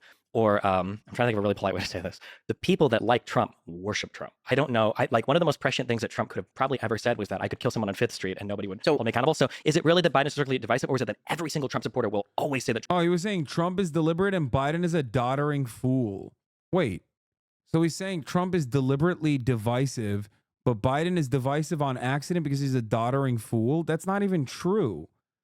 Biden doesn't come across as divisive at all. He's very... What? No, I think you guys misunderstood it. What the fuck? That, but broadly speaking, and Ukraine, Russia, I try to work in the thing is, and this is one area where, for clarification, we're going to have a division, is that I, of course, don't treat Trump's rhetoric in the same way that I treat Biden's or Obama's. He's utterly uncalibrated, and he says whatever he wants to at any given time, and it doesn't even... Yeah, Ben is saying, I'm right. Ben is saying Trump is utterly uncalibrated, so I grade it differently than Obama and Biden. Match up with his policy very often. Can I ask you, like, for our head of state, our chief executive, shouldn't rhetoric be arguably one of the most important things that he does? I mean, the answer would be yes. And now I've been given a choice between a person who I think in calibrated ways says things that are divisive and a person who in uncalibrated ways says things that are divisive. And Yeah, no, I was dead on. I was right. Yeah, he's saying, I grade Trump on a curve because Trump is a meanie bobini and he's like uncalibrated and ooh, silly. But Biden is scary because he's very calibrated and very serious when he says divisive things. It's bullshit. He's just trying to demonstrate his double standard here. And so the evidence that Joe Biden is divisive is every poll taken since essentially August of 2021. Yeah, okay. What about Trump? What the fuck? Trump is literally, Trump is also polling disastrously consistently. Right now, both are very unpopular, okay? Brandon's unpopularity doesn't come from his divisive rhetoric, though. His unpopularity comes from the fact that he's old as fuck and an institutional fossil, and people recognize it as such. That's it.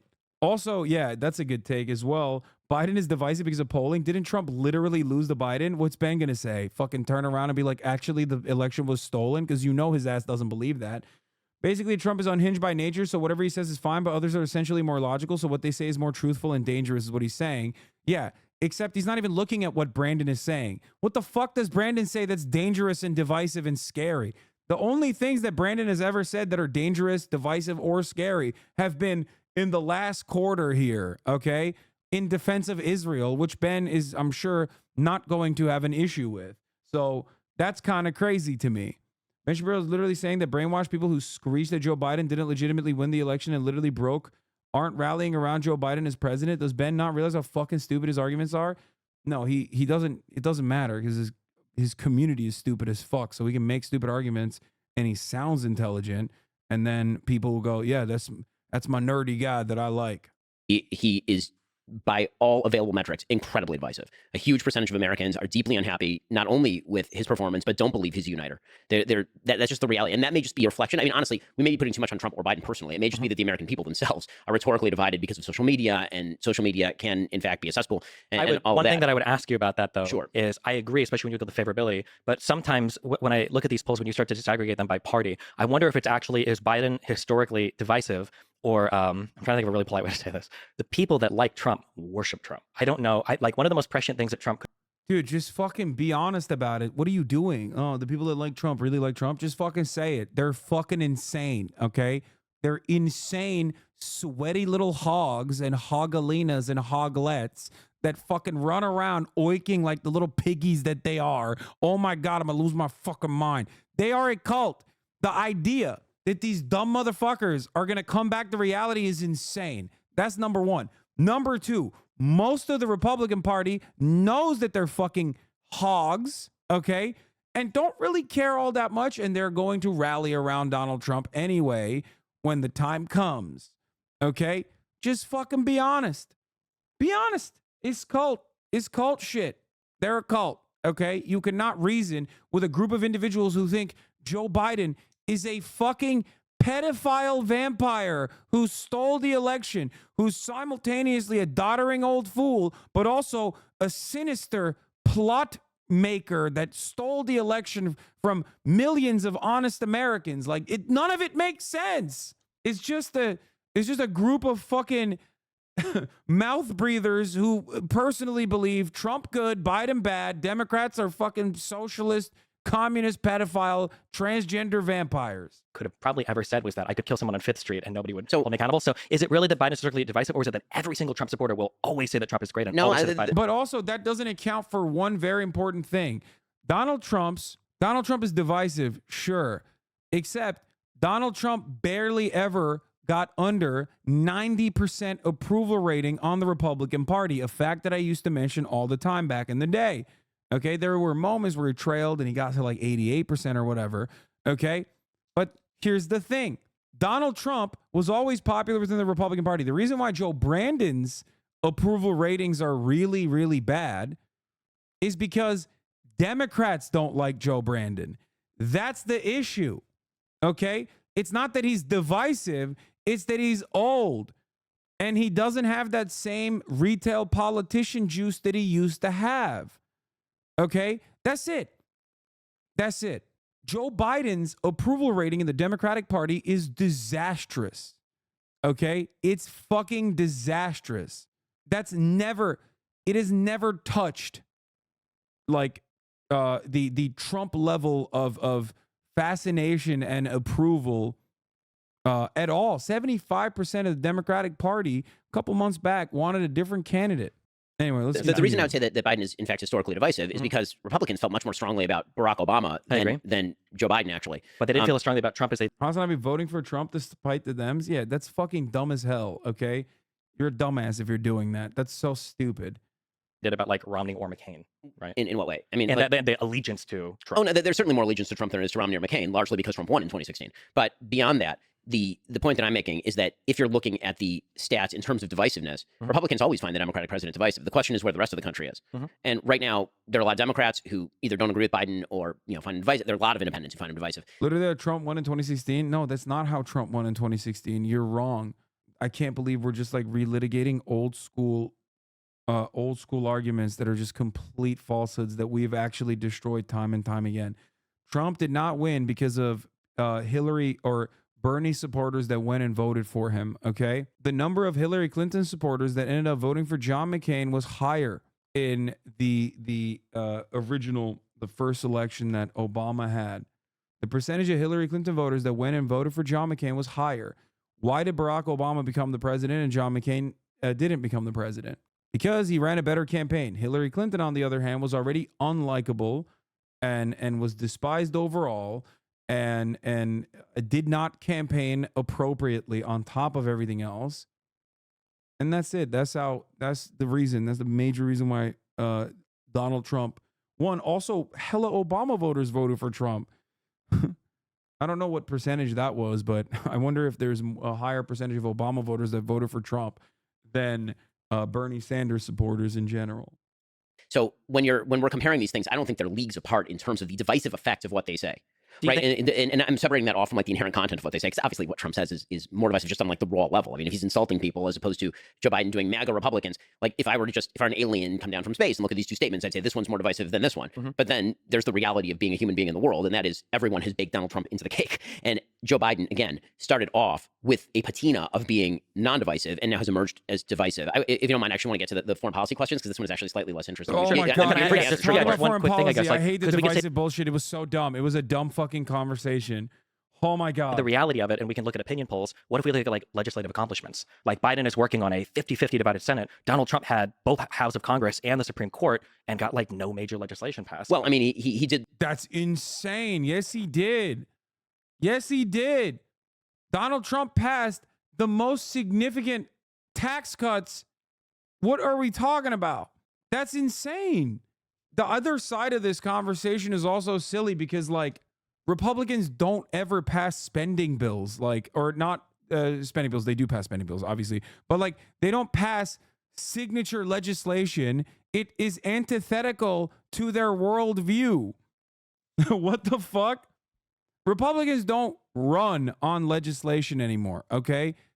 They only use the legislative body for tax cuts. That's it.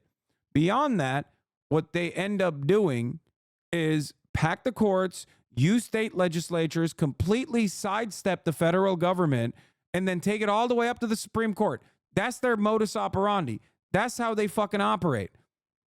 And beyond that, it's not like they have any real tangible legislative goals. The only thing I guess that you could point to is that like he failed to repeal Obamacare. That's it, which would have been disastrous and genuinely unpopular regardless, because it would unwind important things like protecting fuck, my brain is melted at this point. It would unwind the provisions like you can be under your parents' healthcare until the age of 26. It would also destroy pre-existing condition protections. Those are very important parts of Obamacare.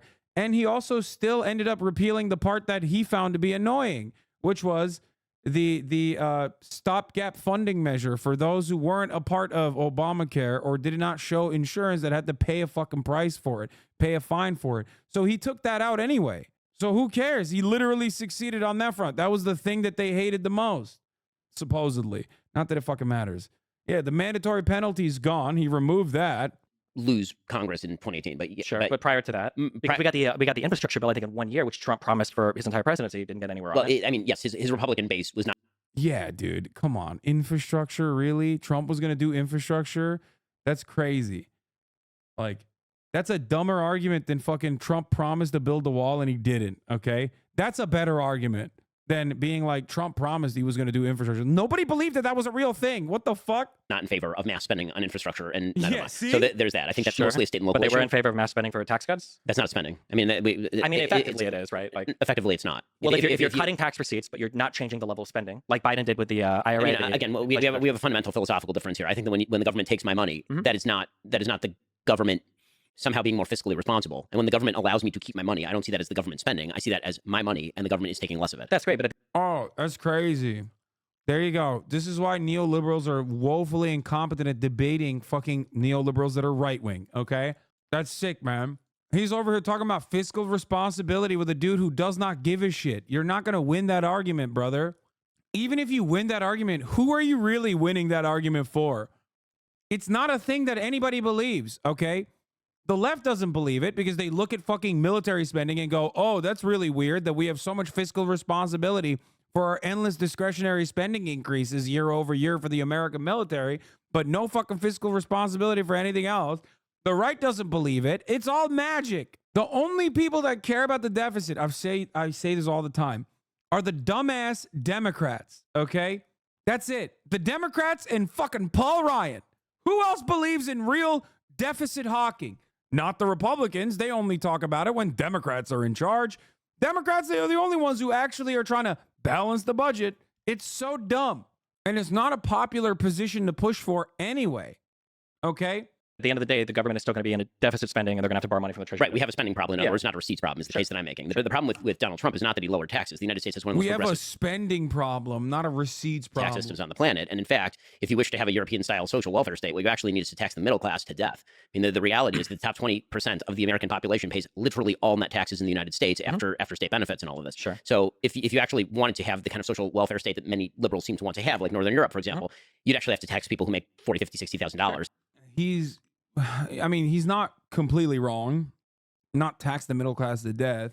He's not entirely wrong. We do need tax reform, okay, especially the federal level.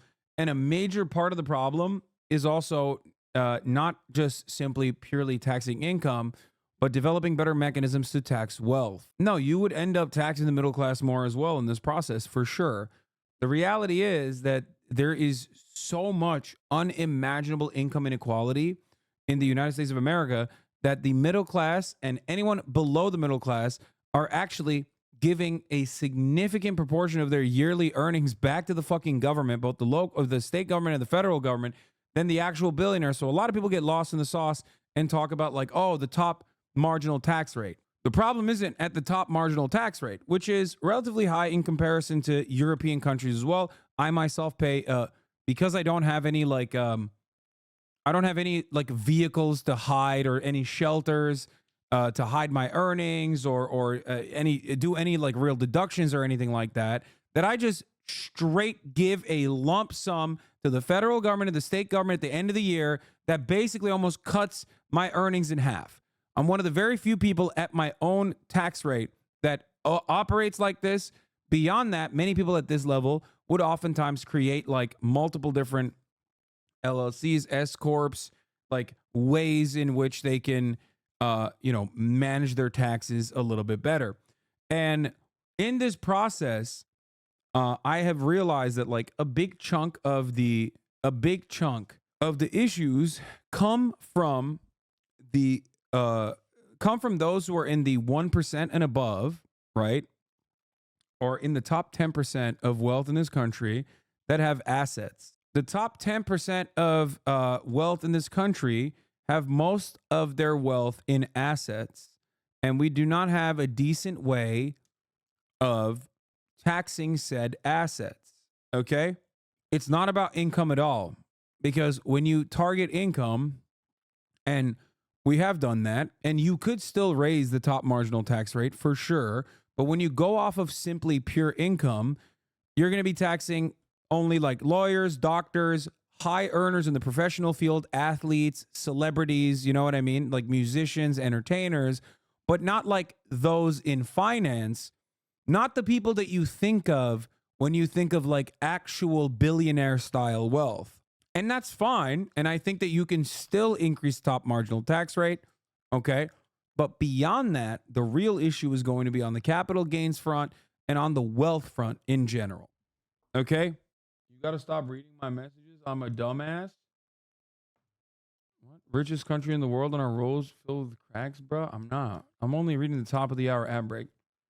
You have to look at the effective tax rate, though, and effective tax rates in America are at an all-time low. And I don't want that. I agree with that. But So- how do you explain the lack of legislation? I mean, If he's like such a uniter. because I think the Republican Party itself is quite divided, and I think that Trump's. But isn't that his can- job? He's the head of the Republican Party. He's the Republican president of the United States. I mean, again, I don't think that Joe Biden has passed wildly historic legislation. the Other infrastructure than, bill was the largest, like. so like- here's the yeah. problem: if you're a Republican, Uh-huh. the only bills that you can get consensus on tend to be bills that either that let's be real about this, that are tax cuts, Mhm. because as you would, I think, agree with. Mhm. When it comes to polling data, Americans constantly say they want to cut the government, and then the minute you ask them which program, they have They no don't idea want what to they're cut right. anything. Exactly, and so it's much harder to come up with a bill to cut things than it is to come up with a bill to add things. Which is why spending was out of control under Trump as well. But there are some Republicans who still don't want to spend on those things, right? So inherently, the task that this goes back to the first question. The task that Republicans think government is there to do is different than the task that Democrats think that government is there to do. So the way that the very metric of success for a Democratic president versus a Republican president, namely, for example, pieces of legislation passed, as a Republican, one of my goals is to pass nearly no legislation because I don't actually want the government involved in more areas of our life. I want to ask a couple questions on the foreign policy front. Yeah. Okay. Wait. Real quick. Just so, for instance, like Donald Trump wanted to punish China, and he wanted to bring microprocessor manufacturing to the United States. Biden did that with legislation, with the CHIPS Act. You talk about like spending being out of control, and I mean, I can agree with that. I think anybody who looks at the numbers has to agree with that. But why not pass legislation like the Inflation Reduction Act, which is at least like spending neutral, right? Like, why are there not bills where Donald Trump could take? Well, I mean, first of all, I think that whenever the government says something is spending neutral, it rarely materializes that way. That is not going to be a spending neutral bill. Sure, but The there's a Inflation difference Reduction between Act is like at least they say it's spending neutral versus to say $500 billion bill over like 10 years. Yeah, that's fucking bullshit, okay? If you're a deficit hog, at least do a better job of arguing your positions, Destiny. What the fuck are you talking about? They literally have been desperately trying to cut IRS funding out of the IRA. That is like one of the major ways to actually fix the deficit. Ben Shapiro is not going to be able to defend against that position. Every dollar that you spend on the IRS, okay? Every dollar that you spend on the IRS comes back in $3 of the government coffers. Okay, that is not a way to cut. That is not a way to fix the deficit by fucking cutting IRS spending. It's bullshit. Okay. Also, the 3-minute ad break is upon us. I forgot. I mean, well, but again, No, I said the IRS and I said the IRA, the Inflation Reduction Act. I thought the IRS funding provisions were inside of the Inflation Reduction Act, which is the IRA. Oh, sorry. It's not even $1 for It's not even $1 for 3. I was wrong. It's $1 for 7. Uncle Sam is going to get so mad at me for fucking that important statistic up. Anyway. I don't see a tax cut as a matter of quote spending neutrality. The big problem is they keep spending, not that they are allowing me to keep the money that I earned and they did not earn. But Okay, so then just to understand, so if somebody just did massive like reductions in tax receipts, so tax cut Yes. after tax cut after tax cut, but they didn't change spending at all, you wouldn't consider that like an increase in deficit spending or out of control spending. You would just say they're just tax cuts. no, the opposite. I would consider it a wild. I would consider it a wild overspending. Okay. Meaning So then that, was it under Trump then when he did the tax? I mean, the deficit spending, 2017? by the way, under Biden is way worse than it was under. Of course, but we're in post-COVID, right? COVID ended effectively. I mean, you live in Florida. COVID effectively ended in the state of Florida by the middle of 2021. Yeah, I mean, but even if you're a like vaccine the- fan, by like April, May of 2021, there was wide availability of vaccines, whether or not you like the vaccines. Yeah. And at that point, we were done. I mean, agree, but and- like we're in a post, like how many trillions of dollars have been dumped in worldwide that are like leading to inflation, right? The inflation is like a worldwide issue right now because of the economy shutting down for a year or two. It's not like those effects are gone in 1 year, right? COVID might be gone, but the after effects of all the stimulus spending and the unemployment and the everything else. definition of inflation is too much money chasing too few goods. So pouring more money on top of that makes for more inflation. That's what it does. Sure, I agree. Okay. Let's use deflationary mechanisms then. You got monetary policy and you have fiscal policy. How about we use some fiscal policy? It's always monetary policy. Like, what do you mean? Ask Ben about what he would do as far as deflationary fiscal policies. I want to know what Ben Shapiro thinks we can do, because it would go against his own personal worldview. I mean, even neoclassical economists agree on this, I think. Hold on. Let me turn on this indoor walk. That's right. We're walking, baby. But like, there's also the definition of when do you deficit spend is when economies are headed for recessions, right? Rather than when economies are doing really well, like they were under Trump, and he was deficit spending. Whereas Biden can at least make the argument that I ought to be deficit spending because the economy is heading for potential recession. Right? So here's the thing: I don't think that the economy was actually headed for recession. In fact, if you look at the economic statistics, every economist said that it was. No, they're still saying that there's like a recession coming, right? Right, but that was largely because of the after effects of inflation. Meaning, if you inflate the economy, what you're going to end up doing is bursting a bubble, and then when that bubble bursts, you'll get a recession. I mean, that was the basic idea, right? The question was whether you're going to get a soft landing. But if you actually look at, for example, the employment statistics or the economic growth statistics in the United States, what they look like under the last year's Obama and then Trump. I mean, this is what the chart looks like. It looks like this, and then it hits March of 2020. It goes like that, yeah. Right? And then by like September, it bounces back up, right? It's a V-shaped recovery, and then it starts to peter out. Sure, and a lot because of the American Recovery Plan, right? That Biden did as well. I mean, 4 million jobs. Yeah. No, I'm not going to attribute it to that because the rates of growth in job growth from September, October, November were actually very similar to the rates of job growth after Joe Biden took office. What you see is actually kind of a straight line. I mean, what the chart looks like. In any case, okay. So on the foreign policy stuff, this is getting abstruse, but on the don't on fucking the foreign save him, Legs. What are you doing? I mean, there are. God, I thought Destiny was like a Joe Biden simp. Doesn't he portray himself as like a big like he talks about Brandon being like a boss hog? This is one area where he should be fucking ripping into Ben Shapiro. What is happening? What is happening? You didn't even ride for Biden hard enough. What the fuck do you ride for? That's crazy. I thought you were. What is going on here? He barely brought up that Brandon brought new 4 million jobs. Okay, fine. Where's the rest of the fucking? I can't believe this. Oh my God. Okay. Policy stuff.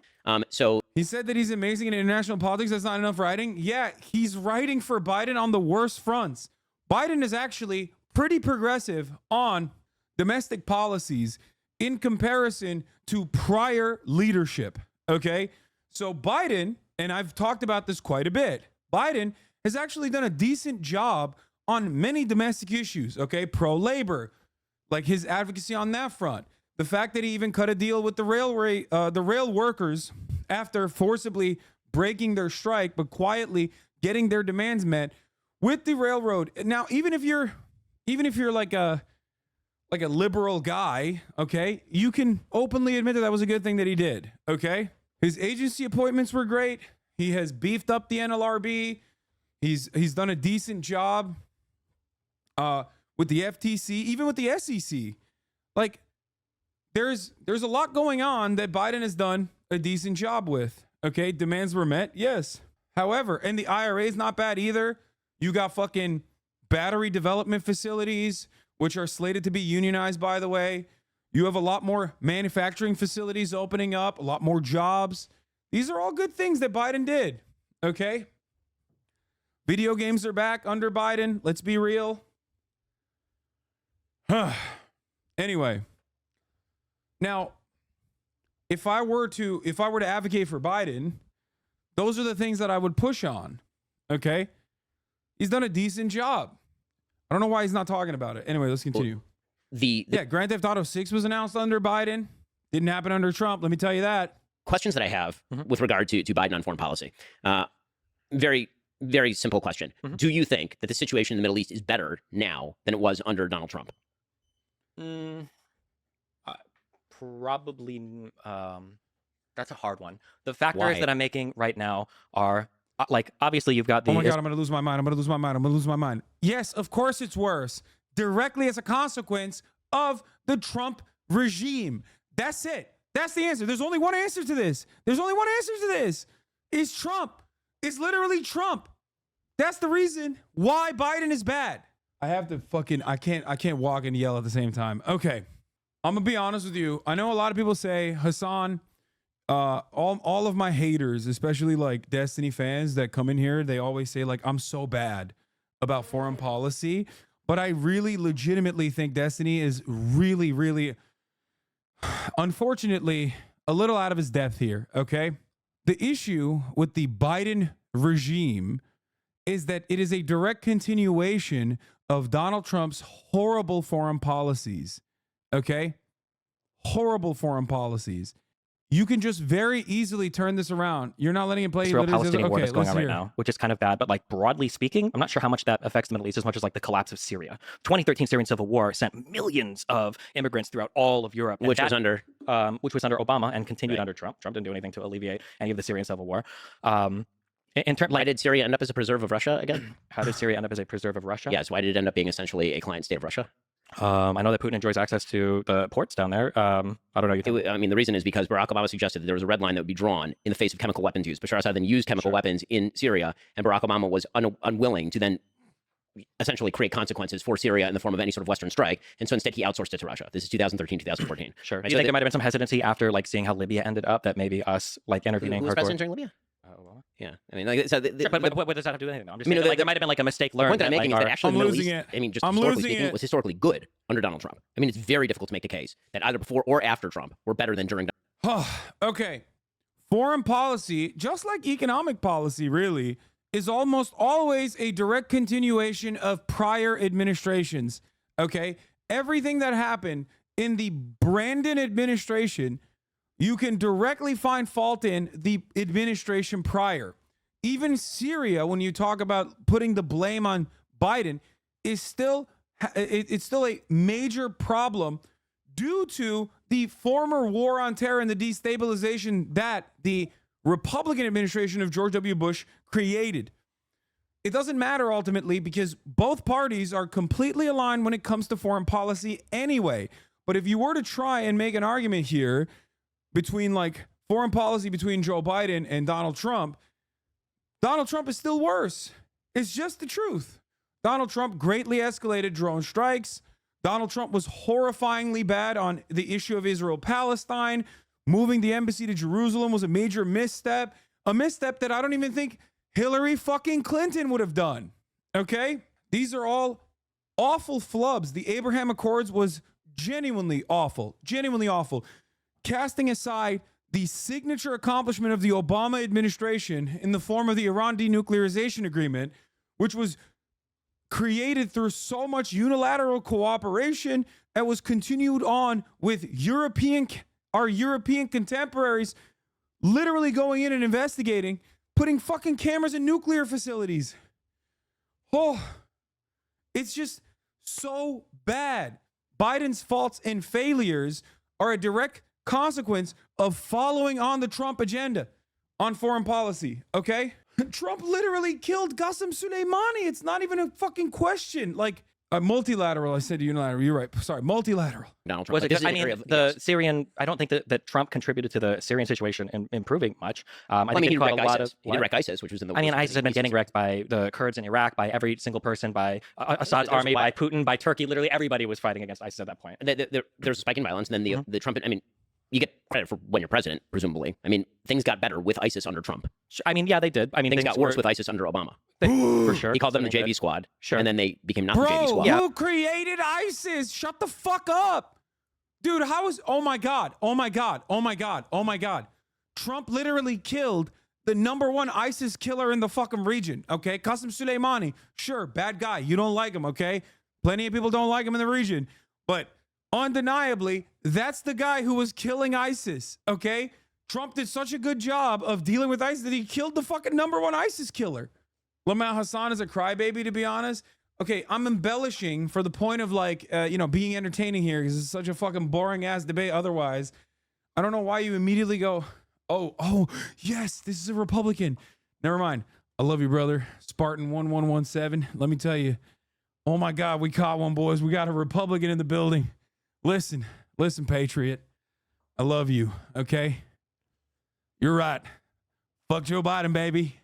But I don't know if ISIS. God, I got so excited. One conservative in like a sea of annoying, smarmy liberals. Oh, hell yeah. This is originating in Syria and Baghdadi, and all of the growth of that is necessarily Obama's fault. I know that we like to say that Obama created ISIS. I don't know if you say that, but I've heard that saying a lot. I think that's a little bit simplistic. I don't think that when I'm looking at like actions that presidents have taken, the biggest criticism I have for like Middle Eastern policy is I think the Doha Accords were a disaster, and I think that's like one of the biggest blemishes that we have right now. I would also argue that moving the embassy to Jerusalem was also kind of silly, Yes. and arguably contributed to some of the conflict we see right now. No, between it's Israel and arguably Palestine. I'll argue precisely the some. No, that's huge. That's a huge deal. No, you're right. Don't fucking back away. opposite, especially given the fact that after the God damn it, Wikipedia reading motherfucker. Jesus Christ. movement of the embassy to Jerusalem, the Abraham Accords continued to sign and actually expand. And that if Donald Trump had been elected, I have no doubt in my mind that Saudi Arabia would now be a part of the Abraham Accords. In fact, that was basically pre-negotiated. And then when Joe Biden... Oh, dude. Oh, shit.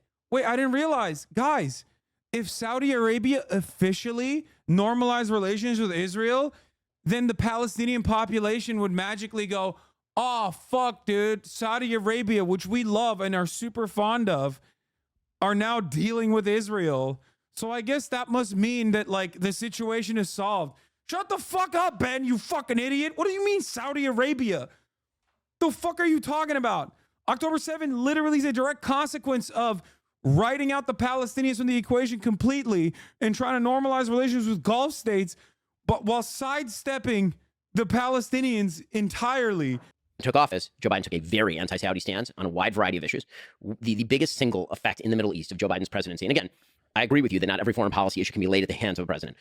Joe Biden's main approach to the Middle East was very similar to the Obama approach, which is why the Middle East was chaotic under Obama and chaotic under Biden. And that was to alienate allies like Saudi Arabia and Israel, and instead to try to make common cause or cut deals with Iran. What that did is incentivize terrorism from Iran. What we're watching in the Middle East is Iran attempting to use every one of its terror proxies in the Middle East, and it was specifically launched in an attempt. It's so funny that he's saying this when, like, Iran, Israel, and the United States of America said that Iran was not involved in October 7th. Okay, why did all three of them say that?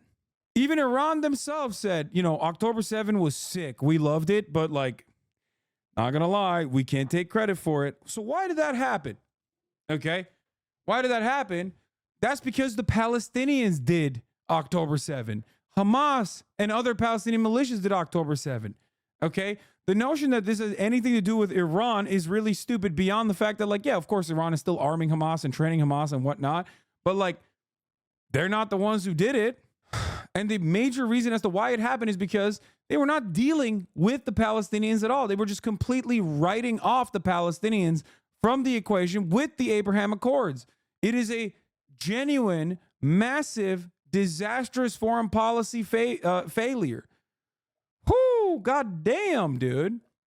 And by the way, you are not going to find a single person in the American foreign policy blob that will actually genuinely, legitimately agree with Ben's point here. Okay? I'm talking like Rand Corporation is not going to fucking agree with this. This is so stupid. To avoid what Biden actually was trying. Haaretz doesn't agree with it. Former Shin Bet officials don't agree with it. Former Israeli Knesset members don't agree with it. The idea that Ben is right and all of these academics and all these fucking wonks and dudes who are like Zionists themselves and totally on board with Israel, the fact that they don't agree with Ben, I mean, it's crazy. Yeah, Iran literally was pissed and told Ismail Haniyeh, when he went to Tehran, that Khomeini said, we trained you all for a future war, but you went ahead and left the whole axis of resistance in the dark. Like, they literally, they just completely did it on themselves, on their own. And they did it specifically because they were completely written out. Like a couple weeks prior, Netanyahu went in front of the UN and basically showed a fucking map where Palestine didn't even exist. Okay?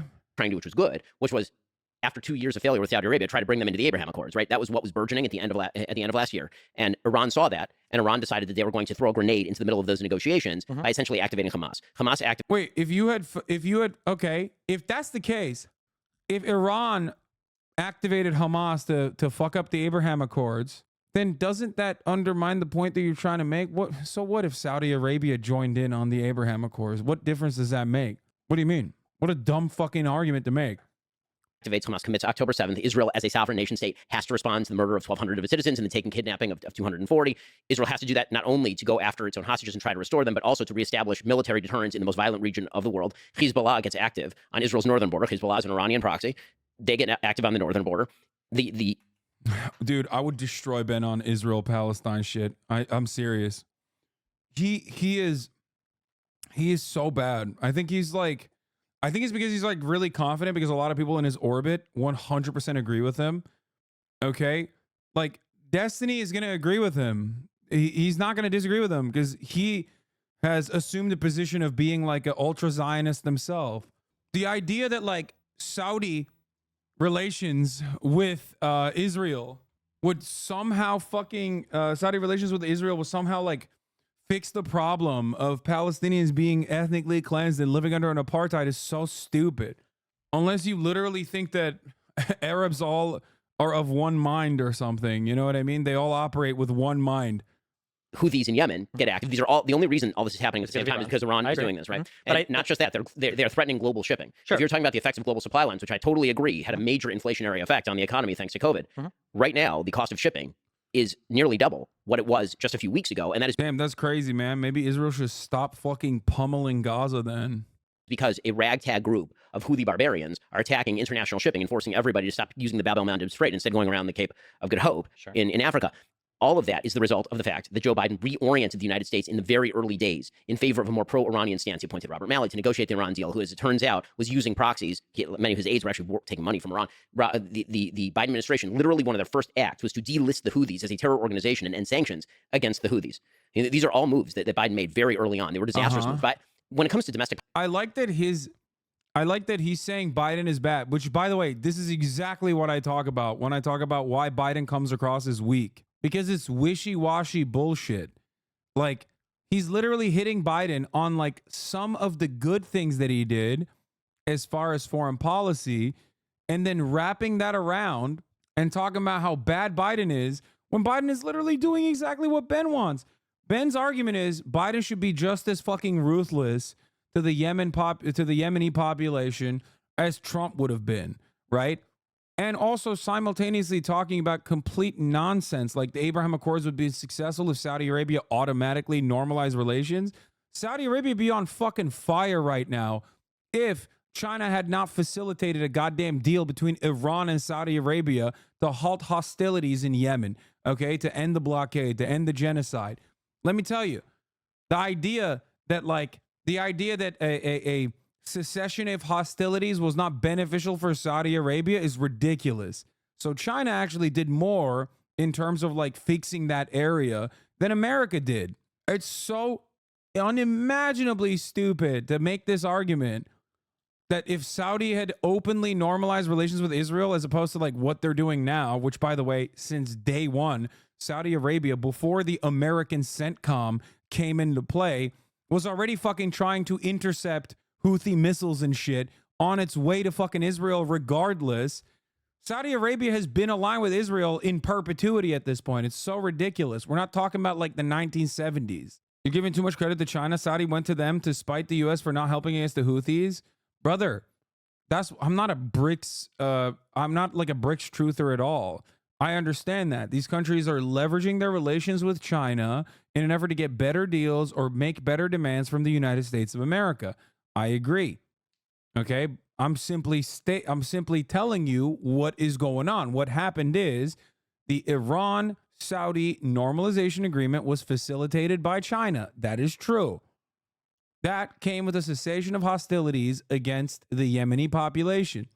Policy. I think he hasn't been nearly as damaging on domestic policy as he has been on foreign policy. Sure. So just on a couple of Middle Eastern things. So one of the big things that threw the Middle East into disaster was what we are all traumatized by it now, was the Iraq invasion, which I'm a Republican president. You agree with that, right? Sure. Yes. The deposition of Saddam Hussein and everything that followed after probably contributed more to the growth of ISIS. Wait, Destiny is anti-Iraq invasion. That's really shocking. I mean, all of his supporters are making like pro-Iraq invasion style arguments lately, so I thought that's shocking. Okay, let's continue. The destabilization of that entire region, probably more than anything else. I think that under prior to Why are you anti-Iraq invasion? Are you a Saddam supporter? Bush, for Clinton, even at the beginning of Bush's presidency, we were on some kind of road to normalcy with Iran, which I think has to happen, whether we like them or not, until Bush, for whatever reason, decides to throw Iran into the axis of evil. And I need some evidence that we were on a road to normalcy with Iran in the 1990s. That we were on a road to normalcy with Iran in the 1990s. My understanding is that, from the late 90s and prior to the axis of evil labeling of Iran, that there was going to be some path forward to where we could start to normalize relationships with them. I find that very difficult to believe, and I don't see a lot of evidence. I mean, we can just disagree on that. Sure, we can disagree on that. Why? I mean, why does Ben disagree with that? I wonder. I mean, I don't personally think that America was ever genuinely interested in normalizing relations with Iran, but why does Ben disagree with that? I wonder. But I know that the after effects, just a quick note, the after effect of the Iraq war that was the most devastating was the increase in power of Iran. I agree. Yeah, because of the destabilization of Iraq and Iraq not having a government that. Wait, that's the bad part of the invasion of Iraq, is that it gave Iran more power in the region. That's What there the that was fuck? functional for at least a decade. And was in fact a Sunni Also government, right? allowed- Originally, it was a Sunni government. Disbanding the Sunni army was one of the worst things that the Bush Probably, administration yeah, did. banning all the former Ba'ath parties, sectarian, there, yes. yeah, all horrible under a Republican president. But Don't disagree. that that probably contributed more to ISIS, to the growth of power in Iran, maybe even to the destabilization of Syria, probably more than anything that Obama did. Also, when we look at Iran funding people in the region, I don't disagree with that as well. I think Iran is the #1 instigator of bad guy things right now in the Middle East. Iran, the IRGC, I supported when Donald Trump killed Soleimani. I think that was a great thing. I think that Iran is a major problem. Wait, I don't get it. So if you're wait, I'm sorry. He's anti-deposition of Saddam, but pro-assassination of Qasem Soleimani. One created a power vacuum. The other one greatly escalated tensions.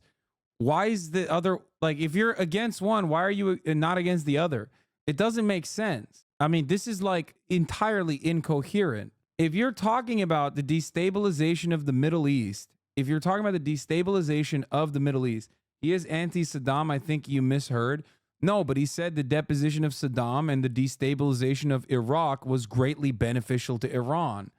Okay? And he's talking about it like we shouldn't have done that. I don't know what his solution is. I have never interrogated his positions on the matter. Like, you can't... The assassination of Qasem Soleimani was unimaginably bad. It was a total fuck up. Genuine fuck up. Definitely not appropriate. And the only reason why it didn't escalate into further conflict is restraint on the Iranian side, partially as a consequence of their own economic prospects in general. But it's not because of America. America was not being restrained in that situation at all. It was a gross violation of sovereignty. Having said that, I mean, this is a classic liberal position, I think, which is like, maybe he's a Ba'athist. Yeah. Yeah. Wait till he finds out that the Baathists are secular. He's going to be like, wait, they're not Islamist fundamentalists? I didn't get to that part of the Wikipedia page. Maybe they're not so bad. Yeah, what's not to like, dude? Secular guys, pro-America early on. I'm just saying. However, I don't know if the path forward Saddam was is a classical constantly being a liberal. belligerent to Iran or trying to figure out some road to normalcy. I don't know if the collapse of Iran or the destruction of that country, considering how unpopular the Ayatollah even is there, like the citizens of Iran, I don't think are big supporters of the government there. I feel like moving on a path where, let's do our nuclear inspections. We had that Iranian nuclear deal that Trump pulled out of. Let's do nuclear inspections. Make sure you're not on the way to nuclear weapons. Let's unfreeze some funds. Let's move in some direction where we get on a good term with you. I feel like that's the most important thing that needs to happen in the Middle East. As much as people like to look at the Abraham Accords, who cares if, what was it? Bahrain, I think Oman, I think UAE and Sudan, Morocco. the UAE and Morocco. Yeah, or something like all of these people, even Saudi Arabia, already have like de facto normalization with Israel anyway. They're all trading. No, they're all- I mean, to pretend that anybody even 15 years ago would have been talking about normalization in Saudi Arabia and Israel is insane. I mean, Why would that be insane? Why would that be insane? Saudi Arabia did 9/11 and we just acted like that was not even a big deal and immediately said Iran, which was Saudi Arabia's proxies, enemies in the region, was actually responsible for it. We literally had Saudi Arabia do 9/11. We turned around and attacked belligerently every fucking other country in the region. We went into Afghanistan. We went into Iraq. And we claimed that Iran was somehow aligned with these countries when they were literally aligned with us against all of the fucking Wahhabist and Salafist sects in the region. What the fuck? What are you saying? Why wouldn't we have a complete normalization agreement set in place between Saudi Arabia and Israel? They're both are incredibly important allies in the region. The fuck are you talking about? This is so silly. Come on, dude. Push back, please. I'm like a little kid with a fucking I'm like a little kid with a stick. Like, do something. Come on. that's They insane. were already on that path. They They had already been they were already de facto that's a trading w- partners with each other. They had They had already been collaborating and That's doing a things. wild claim that Israel and Saudi Arabia were going to normalize 15 years ago. 15. That's not a wild claim. That's not a wild claim at all. Shut the fuck up, Ben. That's not a wild claim at all. What the fuck are you talking about? That's not, why is that a wild claim? Oh my God. Why would that be a wild claim? They're both profoundly important trade partners of the United States of America. It's not like we magically decided 15 years ago to start giving Saudi Arabia weapons or have bases. The fuck is Ben talking about? You're so dumb. Fuck. How can he talk so much about Israel Palestine and just not know anything. At least like know the right talking points. No, the reason why he's saying this as a wild claim is because he doesn't know what the correct talking points would be in this situation. The only thing that the Abraham Accords did was make the private relationship that Saudi Arabia had with America, and not so private really, and in recent years especially, and all the other Gulf nation states, the relations that they had with America and Israel, because Israel is a continuation of America, okay? It was just to make it public. Years ago might have been a wild claim. But after Turkey, after Jordan, and then in the past like 20 years of like economic relations and ties with each other, all of the leadership in the Middle East, and you'll agree with this, look at Israel and they go, okay, well, we've got Palestinians who, you know, God bless them, do nothing. And then you've got Israel, which is on a region with no natural resources to somehow become like an economic giant. They're good to trade with. Their population is educated. They, you know, have military power. All of the leadership in these Middle Eastern countries are wanting to be friendly with Israel and are engaging in trade. Dude, why is Destiny using like Zionist arguments like he's like 65 years old or something? Like, this is what Joe Biden believes, okay? I feel like these are arguments that like a really old person would make who like thinks about the glory days of Israel, you know, 6-day war type shit. You know what I mean? Yeah, sure, he's a Zionist, but like I feel like the talking points have been updated by now. He's like, yeah, everybody wants to be everybody is like, wow, look at Israel, the greatest economy, no natural resources. They took a swamp and they turned it into, you know, bountiful harvest. It's like, yeah, dude, I can't believe the Israel, bountiful nation. They made ways, dude. It's an entire country filled to the fucking brim with goddamn DJs and also Pegasus spy tech, okay? What the fuck are you talking about? The entire purpose of Israel is a destabilizer in the region. It's America's military base as a country. That's it. With its own motherfucking espionage network. Factor with Israel, and the idea that like the UAE and Bahrain were brought in to say like, oh well, now we're going to officially say this. Those are the first steps toward obviously the formation of a new Middle East in which economics would predominate over sectarian conflict. The chief obstacle to that is Iran. The notion that negotiations with the Ayatollah were going to be a solution to any of this is, but do we think absolutely benighted. Is it the Abraham Accords that's convincing Saudi Arabia to take a stance against Iran? No, I mean, Saudi they're Arabia.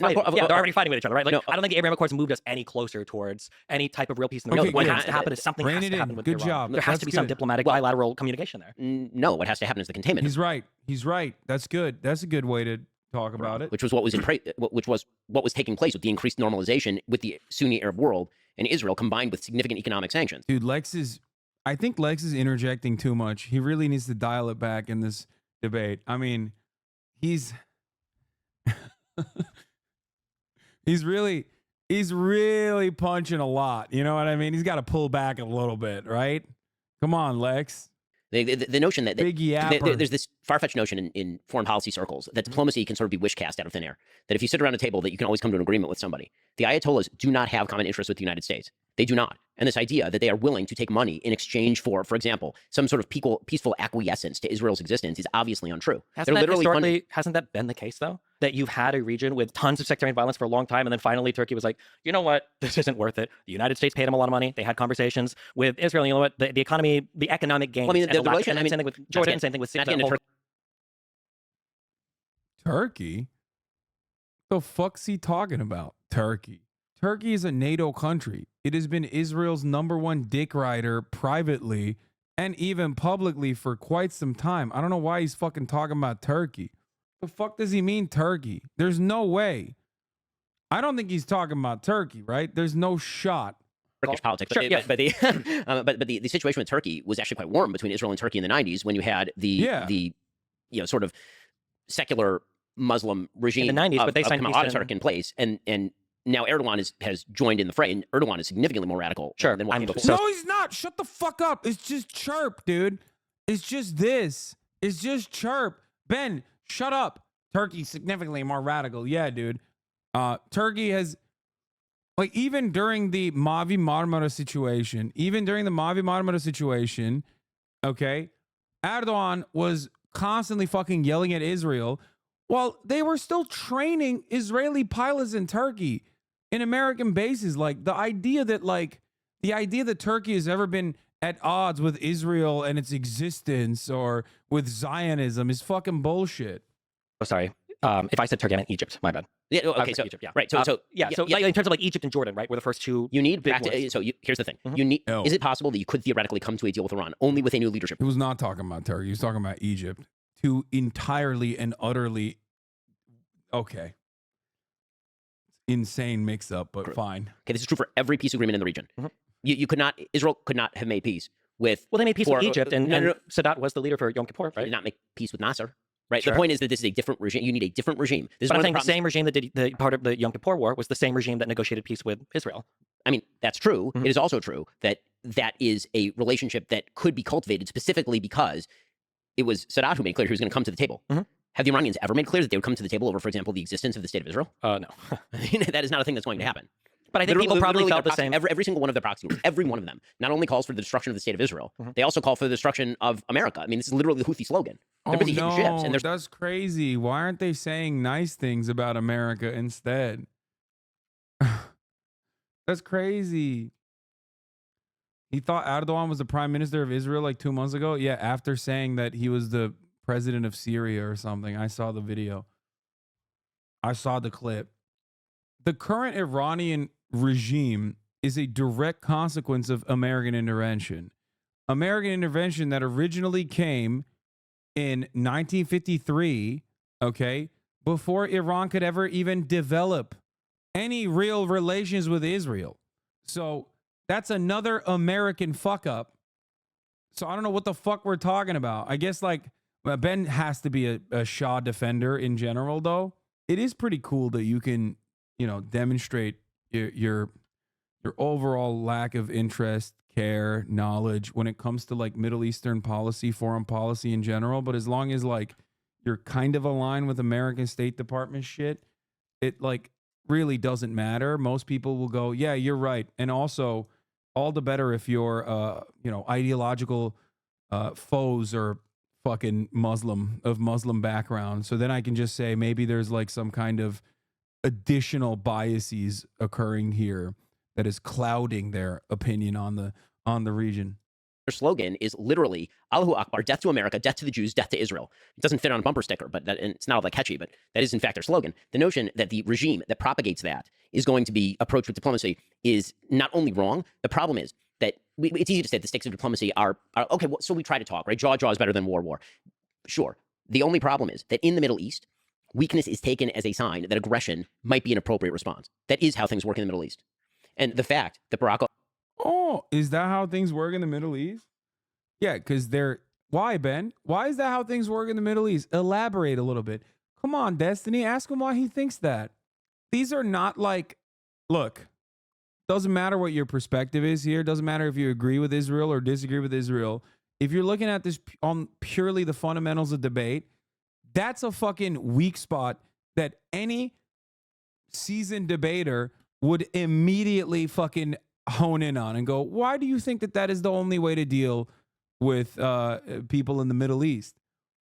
And then he says, well, it's their culture. They understand barbarism only, blah, blah, blah. And it's like a very racist thing to say, and you give them the rope to hang themselves with afterwards.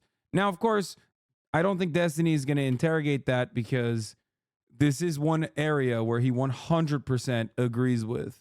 Like, I think him and Ben Shabibo are like completely fucking aligned on this issue. that Joe Biden rather came into office with an orientation toward continuing the Obama policies in Iran has led to conflagrations, these sort of brush fires breaking out everywhere that Iran has borders with either the West or Israel or both, right? Any place that's happening is leading to brush fires because, again, the logic of violence in the Middle East is not quite the logic of violence in other places in the world. By the way, I think the logic of violence in the Middle East is actually closer to what most international politics looks like than we wish that it were. Violence in the Middle East is not like anywhere else in the world? The fuck does that mean, brother? What are you saying? The logic of violence in the Middle East? What? I mean, I think that's part of what's happening in Ukraine as well. So you right? think which brings me, by the way, here's my question about Ukraine. Sure. Well, just real quick, and then you can answer this one now. So you think that for Iran, right, a country that has been sanctioned for God knows how many years now, you think that for Iran, just continuing to sanction them and contain them is an effective way, is more effective than trying to engage them in bilateral or multilateral peace talks? Yes, 100%. Okay, if that's the case, then why did the Iran denuclearization deal work tremendously well, as a matter of fact? Why did it? We also cooperated with Iran in the Middle East for the damn near duration, the entirety of our war on terror. Like, we didn't just come up with our fucking bombing targets on our own. We got them from Iran. So, what's up? Can we cooperate with these fucking barbarian animals, these Muslim animals, these brown scary guys? Or can we not cooperate with them? This is turned into an interview. Please, Destiny. Ask And the proof is in the pudding. Oh my God. Before we go to Ukraine, can I ask about Israel? So you're both mostly in agreement, but what is I don't know Israel? if I'd say that. Okay, but What are you disagreeing as with? I'm learning, Come on. what is Israel doing right? What is Israel doing wrong in this very specific current Get in there, Lex. war in Gaza? I mean, frankly, I think that what Israel's doing wrong is if I were Israel, okay, like, again, America's interests are not coincident with Yeah, we literally cooperated with Iran on the invasion of Afghanistan. They give us intel on the Taliban. Exactly. It's fucking ridiculous. Israel's interests. If I were an Israeli leader, I would have swiveled up and out and knocked the bleep out of Hezbollah early. What does Because I that think mean? Wait, I'm sorry. Wait, what? Bro, they tried that. What do you mean? You are such a gross little worm, dude. You fucking violent little shit. It's like, that's right. I would go in there and knock the shit out of Hezbollah. Yeah, really? Oh, you mean like what Israel did already? How did that work out? Did that work out well for Israel the last time that happened? Shut the fuck up, Ben. What does that mean? So I would have, Yoav Gallant, who's the defense minister of Israel, was encouraging Netanyahu, who's the prime minister, and the war cabinet, including Benny Gantz. So whenever people talk about the Netanyahu government, that's not what's in place right now. There's a unity war government in place that includes the political opposition. The reason I point that out is because there are a lot of people politically who will suggest that the actions Israel is currently taking are somehow the manifestation of a right-wing government. Israel currently does not have a quote-unquote right-wing government. They have a unity government that includes the opposition. In any case, Yoav Gallant was urging in the very early days of the war that Israel should turn north, and instead of hitting Hamas, they should actually take the opportunity to knock Hezbollah out, because Hezbollah is significant. This is so bad. This is such a dumbass fucking take. Oh my God. Ben is an accelerationist that wants to wipe out the Zionist entity, okay? This is literally like he's like a fucking permanent first world genocide JD Pong guy, but for Israel. He's like, yeah, wipe out Hezbollah. Yeah, dude. First strike against a foreign nation in Lebanon, okay? Just immediately fucking diving in head first into Lebanon and fighting a military with trained soldiers and significantly better munitions. Like, not bathtub bombs that can be intercepted by Iron Dome, which, of course, Israel has many defenses, some of which, as far as I understand, are, pretty good. I mean, I think it's really, really stupid that Ben is making this argument, especially when, like, Israel is having a hard time in fucking Gaza, okay? Like, I'm not saying that Hezbollah would wipe out Israel or anything like that, but there is no fucking way that Israel would be able to withstand a direct conflict with Hezbollah and also Hamas at the same time in Gaza without Iran interfering, and then America also being pulled into the conflict and completely just turning it into World War III. The IDF would wipe out Hezbollah if they go full force. What the fuck are you talking about? Yeah, I know we like to do gross power fantasies like this, but this already happened one time. What you're describing is a thing that occurred already. And Israel demonstrably failed to do what you just said. They never go full force. Dude, this is like a 14-year-old talking about America, okay? It's like, dude, bro, are you kidding me? Yeah, they didn't go full force. The Dahiya Doctrine was invented in Lebanon, but it was not considered full force, guys. You don't understand. Israel did to Lebanon what it's doing to fucking Gaza, and they still had to fucking pull out, okay? So the idea that they would go full force somehow and different, you're delusional if you think Hezbollah is comparable to the IDF. No, brother, you're delusional, okay? Because wars are not won and lost in the way that you think they are won and lost. Wars are not about like full force going in and doing bombing campaigns and then, ooh, my military power is better than your military power. And then we shake hands and I lose and you win. It's not how it works. America lost in Vietnam and in Afghanistan. Russia lost in Afghanistan. Why did that happen? Think about it for a second, and you will understand that obviously war isn't just about like who has the most powerful military. It's not like fucking Call of Duty, okay? Yeah, this is like specific armchair quarterbacking, talking about like, oh, dude, Israel could go full force, dude. Yeah, really? Is that why they've been able to wipe out Hamas? Is that what happened? Is they're going full force? Yeah, tell that to the 24 Israeli occupying force soldiers that got fucking exploded with their own munitions yesterday. What it's like to go full force. There is no fucking full force, okay? It doesn't work that way. That's ridiculous. You think this is like, you think counterinsurgency is like fucking Call of Duty? It's so stupid. I mention this all the time. There is a limitation to how much war you can wage, okay? They can't go full force in Gaza because they would kill too many people. Dude, shut up. Shut up. Shut up. Israel is super restrained in Gaza, famously, just like they were super restrained in Lebanon. Wars and the continuation of wars is done on attrition. How many soldiers can you throw at the fucking problem until you no longer can throw soldiers at the problem and you have genuinely destabilized your own country? Part of the reason why Russia has been able to effectively take over eastern territories in Ukraine, as opposed to Ukraine being able to purge the Russian invaders, is directly a consequence of that. Russia can throw bodies into the fucking meat grinder over and over and over and over and over again, which they have done. They have more people and they have more conscripts.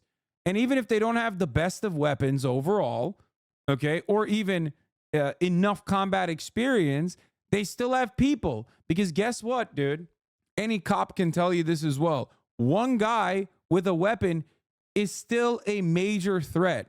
One guy with a weapon can still hold a position, okay? No matter how inexperienced they are. So people is one of the most important parts of war and attrition, okay? Israel, despite having awesome weapons in general, does not have the capacity to engage in a two-front war without directly involving the United States of America, okay? The United States of America is the most powerful fucking country on the planet. What are we talking about? Even they had to inevitably pull out of Afghanistan and cede the entire territory that we occupied for 20 years to the Taliban, the guys we fought. Hezbollah is Hamas time stand and is not surrounded and blockaded, meaning it can more easily be resupplied. It has thousands of precision missiles, and even most are likely intercepted or destroyed. If 10% get through and hit power plants and desalination plants, it would be really bad. Exactly. Guy can't hold a weapon in comparison to the firepower that Israel has. They could put Gaza into the dirt in a week if they wanted to. No, man. No. You are engaging in fantasy. This is pure copium from America and American adjacent power players who want to fucking jerk off about how powerful they are. No, that's not, dude. Do you think Israel is restrained in Gaza? Like, what are you guys, delusional? They literally leveled the entirety of northern Gaza. What are we talking about? And the same thing they did in Lebanon too.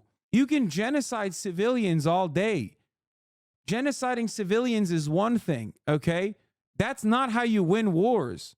You can keep killing as many civilians as you want, but as long as there's entrenched power within a militia group that has popular support and has the capacity to be resupplied, and in Gaza, they don't even have that, and yet they are still holding off fairly fucking well, all things considered. Hezbollah, on the other hand, has the entire nation at that point. It would be unimaginable. This is ridiculous. These people are thinking World War II style total war. Countries don't fight like that anymore. No country's gone full force in like 50 years. Yeah. Israel is going maximum force. Anything beyond, like, I guess the only thing Israel would do more than this would basically be to just nuke it. What is this? Why do you hate America so much, but you live here and have funds to move out? Sounds like one of those guys that makes how to make money courses, but the way they made that money was through the course. What? You think I make money by saying America is bad? Do you know how much more money I would make if I said America is good? What kind of stupid take is this? Look at these two goobers right here. Do you think they're particularly charismatic? It doesn't require too much to just say America good always. I would wipe the floor with the entirety of the right-wing commentary sphere if I were to fucking turn do a heel turn and become like a right wing guy. Oh my lord. It's time to become a Republican one day, dude. I'm just gonna fucking sell all of my values and just do this shit. Oh, it's on Echo. That's why it's significantly more dangerous to the existence of the state of Israel than Hamas. I actually agree with that. As far as what Israel has been doing wrong in the actual war, I mean, I think that, again, from an American perspective, I think that Israel is doing pretty well. From an Israeli perspective, if I were Israeli, I would actually want Israel to be less loose about sending its soldiers in on the ground level. So Israel's attempting to minimize civilian casualties, and the cost of that has been the highest. Yeah, he's saying Israel should still, in the most cowardly way, kill civilians from afar. Nice, man. Thank you for your armchair general, dude. No, don't send the soldiers in. They're dying. Military death toll that Israel has had since the 1973 Yom Kippur War. I mean, I personally know, through 1 degree of separation, 3 separate people have been killed in Gaza. And that's because they're going in door to door. It's because they're attempting to minimize civilian casualties, and they're losing a lot of guys. No, yeah, dude. They're losing a lot of guys because they're going door to door to shoot TikTok videos, okay? They're like, oh yeah, this is terror, baby, behind me. Look, it's a playground. And then like they blow it up. And in the process, some of them are getting sniped, dude. Nice. They're trying to minimize civilian casualties. Okay. I'm sorry. If the Israeli occupying force is trying to minimize casualties and yet they've still killed 25,000 Palestinians in the process, then you have to disband. Okay. You have to immediately disband because it's criminal negligence. Okay. It's either deliberate, which I think it is, and it's ethnic cleansing, or it is the worst kind of criminal negligence you've ever seen, and it must be immediately disbanded. You have to disarm every Israeli soldier immediately and put them in like a padded room or something. Keep them away from scissors and sharp objects because holy moly, they really fucked that up. Okay? Jesus Christ. In this particular war. The problem that Israel has had, historically speaking, is that Israel got very complacent about its own security situation. They believed the technology was going to somehow. Yeah. By the way, with this logic, Russia is way better at minimizing civilian casualties. Israel, yeah, 100%. Yeah. The problem is Russia is not sending pamphlets ahead of time. Okay. If Russia was like flying in pamphlets into like Lviv, then it would be fine. It's a valid target. They're minimizing civilian casualties. It's war. Correct for the hatred on the other side of the wall that so our people have to live underground for 2 weeks at a time while some rockets fall, but at least it's not a war. And that complacence, bred what happened on October 7th. So to me, what Israel did wrong was years and years and years of complacence. Bro, what, see, Bucha? Brother, you're misunderstanding my point. I'm saying that what Russia is doing is bad. And just like what Israel is doing is bad. I think you misunderstood my point. I don't know if you did that on purpose or not. Complacence and belief in an Oslo system that is at root a failure because you cannot make a peace agreement with people who do not want to make peace with you. So that's what I think Israel is doing wrong. I have a feeling there's going to be wide divergence on this point. Maybe. In terms of broadly speaking, I generally oppose settlement expansion. Is a thing that Israel does incorrectly that I think is kind of like provocative to at least all the Palestinians in the West Bank, and it probably energizes hatred in the Gaza Strip for them as well. In terms of conducting warfare, the one thing that I always say to everybody, especially Americans, is you can't evaluate things from an American perspective. It's very stupid. It happened a lot with Ukraine, where people are like, oh, well, didn't they work with the Nazis, and like weren't the Soviets the good guys? And it's like, well, in other parts of the world, it's not quite as simple. And I think the same is true for Israel-Palestine. That a lot of Americans will analyze the conflict as just being one between only Israel and Palestine, which it's not. It's a conflict between Israel and then Palestine, Hezbollah, the Houthis, and Iran. Right now it is. I think that however, one area where I'll break with Ben is I think that minimizing civilian casualties and everything is very, very, very important. I think on the Israeli side, I don't think it's important so that the U.S. will stay with them because I think the U.S. is probably going to stick with Israel as long as they don't do anything crazy. And I don't even think it matters for the international community. It definitely doesn't matter for the UN because Jesus Christ. However, I think it's really, really, really important that I think that in the Middle East, broadly speaking, I think that leadership, especially in the Gulf, has gotten over the Palestinian issue. I think that leadership is kind of like they don't care as much anymore. But the population. Oh, anymore? Dude, what are you talking about? When did they care? The Gulf nation states leadership and the Gulf nation states population are almost always at odds on this issue. Like, there is no world in which that is a thing. The Gulf leadership just wants F-16s, okay? They want nice missile defense systems, they want planes, they want cool weapons, and they want trade, okay? Yeah, there's no way he's talking about like 1973, I assume. Like there hasn't been any momentum since then. So I think he's making it seem like these guys like recently had a heel turn or something.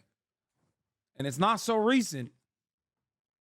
As far as I've been alive, it's not been a thing. Regulations still care quite a bit. And I think that the main issue that Israel could run into is if the civilian death toll does climb too high, and if they start to hit this, 40, 50, 60,000 number of civilian casualties, they run the risk of the civilian populations in the surrounding Middle Eastern states becoming so antagonistic towards Israel that they start to take steps back towards normalization in the region. So for instance, What?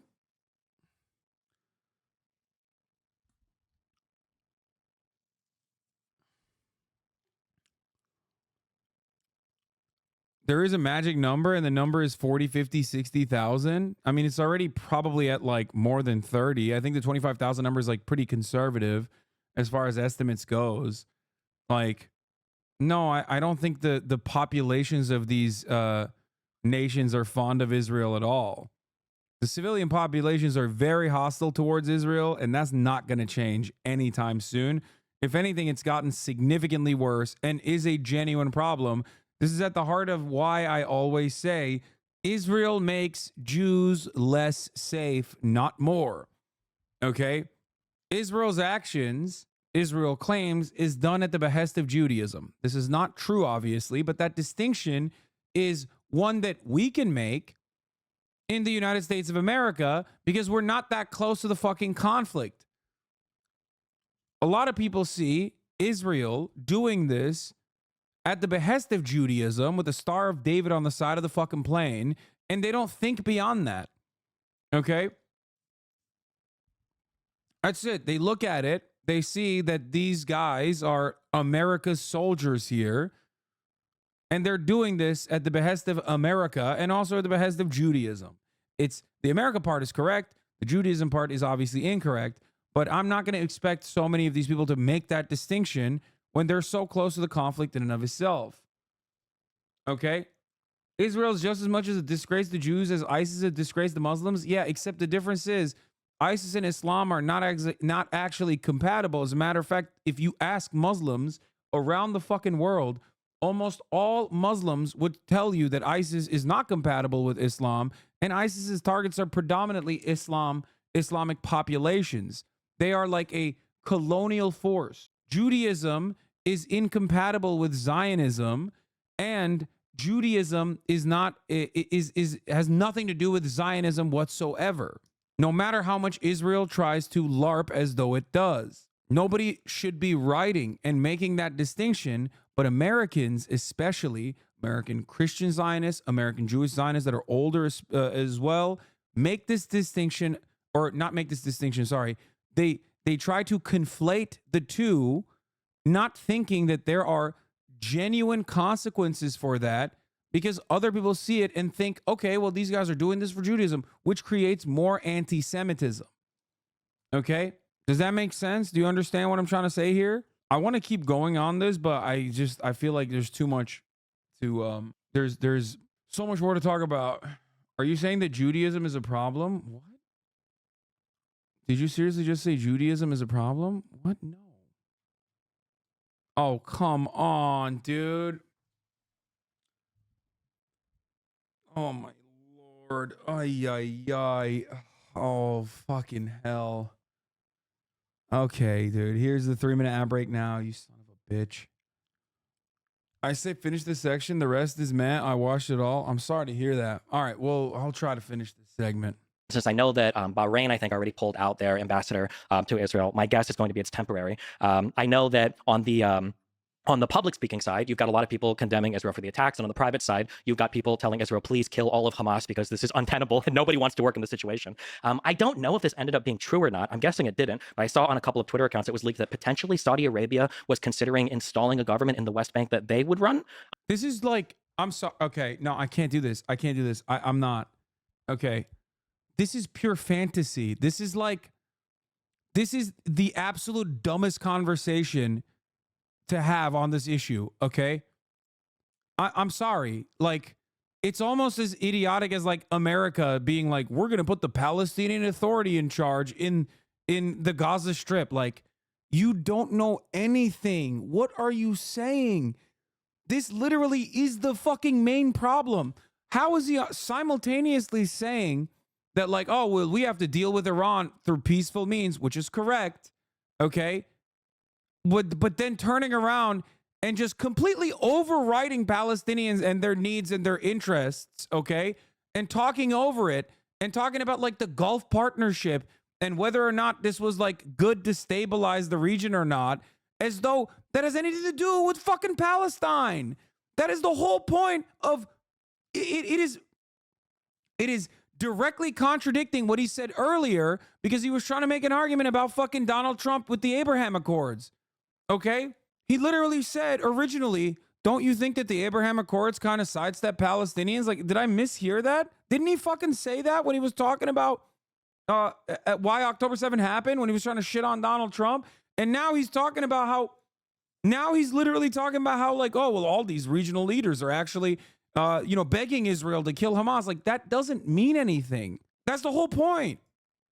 Regional Gulf region leaders do not have a say in this process because what is happening to the Palestinians is unjustifiable. And the Gulf region leaders have always been at odds with their own citizens on this issue regardless. And the only reason why don't you go on, Hassan? Oh, wait. No, I mean, I would love to debate Ben Shapiro on this, especially on this. Holy fuck. I'm shocked that he's like talking about the Saudi leadership potentially being installed in Gaza. Like, all of this would be devastating. No, I mean, I think Israel would love nothing better than that, but that is For not sure, something the yeah, Saudis. okay. One of the big problems in the Middle East is literally no one wants to preside over the Palestinians. Yes. No one. So Maybe I Arab think states, Israel, Let the fucking Palestinians preside over themselves then. What are you talking about? no one. Yeah. So I think the issue is, and I'm largely actually, I'm very sympathetic towards the Palestinians because I think that for, since 48 and onwards, I think that all of the Arab states super gassed them up on that. They wanted the Palestinians to fight because they wanted to fight with Israel. However, as time has gone on and they realized that it's kind of a lost cause, states have started to drop out. So you're getting these bilateral peace treaties with Egypt and with Jordan. You're getting multilateral. No, it's because Palestinians don't have anything. They have nothing. They have no means of like securing regional partnerships. And the only way that they've ever been able to at least like fight on their own is due to the fact that they are a destabilizing force against America's colonial vassal state in the region, Israel. That's it. Beyond that, Palestinians have nothing. They have no commerce. They have no economy. They have no natural resources. So, of course, nobody gives a shit. These wars are fought, or these allegiances are made not on the kindness of people's hearts. They're made on material necessity. They're not gonna. The Palestinians, unfortunately, are very poor. So of course, no one's gonna come to their defense. And the only utility that they've had is to destabilize the major destabilizing force, Israel. That is the major utility that they have. That's why Iran funds them, not because like they personally think that like these guys are a part of this.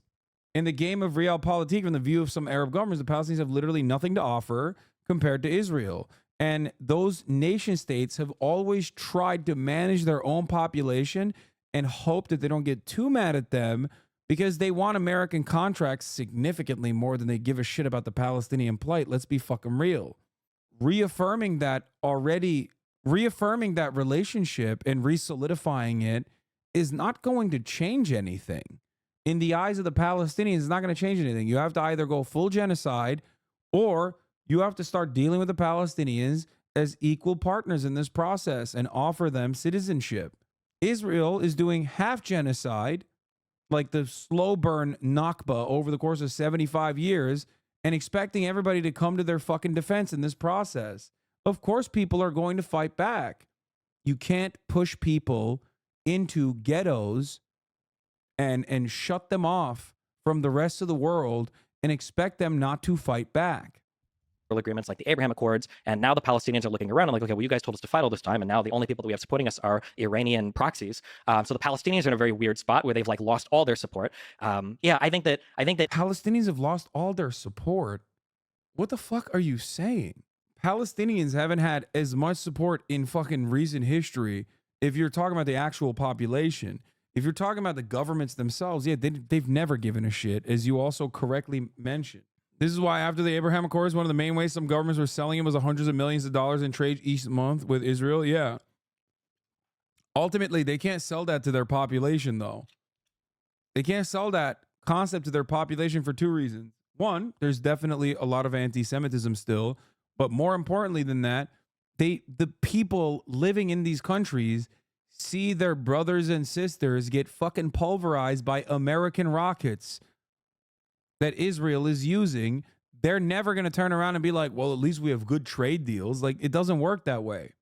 I lived in Egypt for 6 years, and during the revolution, propaganda against the Palestinians was a normalized thing by the Egyptian army and its regime there. Palestinians sold their land, Palestinians are thieves, and so on. That was most like support the position of the Egyptian government to blockade Gaza from Rafah. I wonder what the position in Egypt is now. In Israel, what I would say to be No, quote that's unquote true. They tried that in Turkey too. There's like there are historians in Turkey that also run that narrative too. It's a common narrative in the Middle East to like offer support to Israel by saying like Palestinians themselves personally sold their lands to Jews that were coming in. And there is obviously truth to that too, by the way. Like they did, not Palestinians, but like landowners did sell their lands to some of the incoming Jewish population that was migrating from Europe. That part is definitely true. This does not justify any of Israel's actions, however. But overall, it doesn't matter. Not only does it not excuse anything, but also it certainly doesn't excuse Israel's current actions. And more importantly than anything else, I would say that by and large, I haven't looked at polling in Egypt specifically, but by and large, since this last Israeli siege, the support for Palestinians have absolutely increased. Yeah, the total land owned by the Jewish population by 1945 was still only 5.67%. The entirety of Palestine, the entire land sales narrative is idiotic. Yeah. critical of Israel is Israel needs to take strong steps towards peace that probably involves them enduring some undue hardship. So not the October 7th attacks, because Jesus, that's way too much, but other types of attacks that they might have to deal with that might cause some civilians to die that they don't come out over the top with and retaliate with if there's ever going to be peace in that region. However, another thing that I've always said is a huge problem between Israel and Palestine is I think that both sides think that if they continue to fight, it will be good for them. But the problem is one side is delusional. Israel, I think Yeah, I mean they're doing a suck fest over here, dude. What the fuck? This is devolved into like this is not even a yap fest anymore. This is a circle jerk suck fest. What is happening? Israel wants to continue to fight because they get justifications for the annexation of the Golan Heights. They get justifications for expansions, especially into Area C, that I think they're probably going to try to annex soon.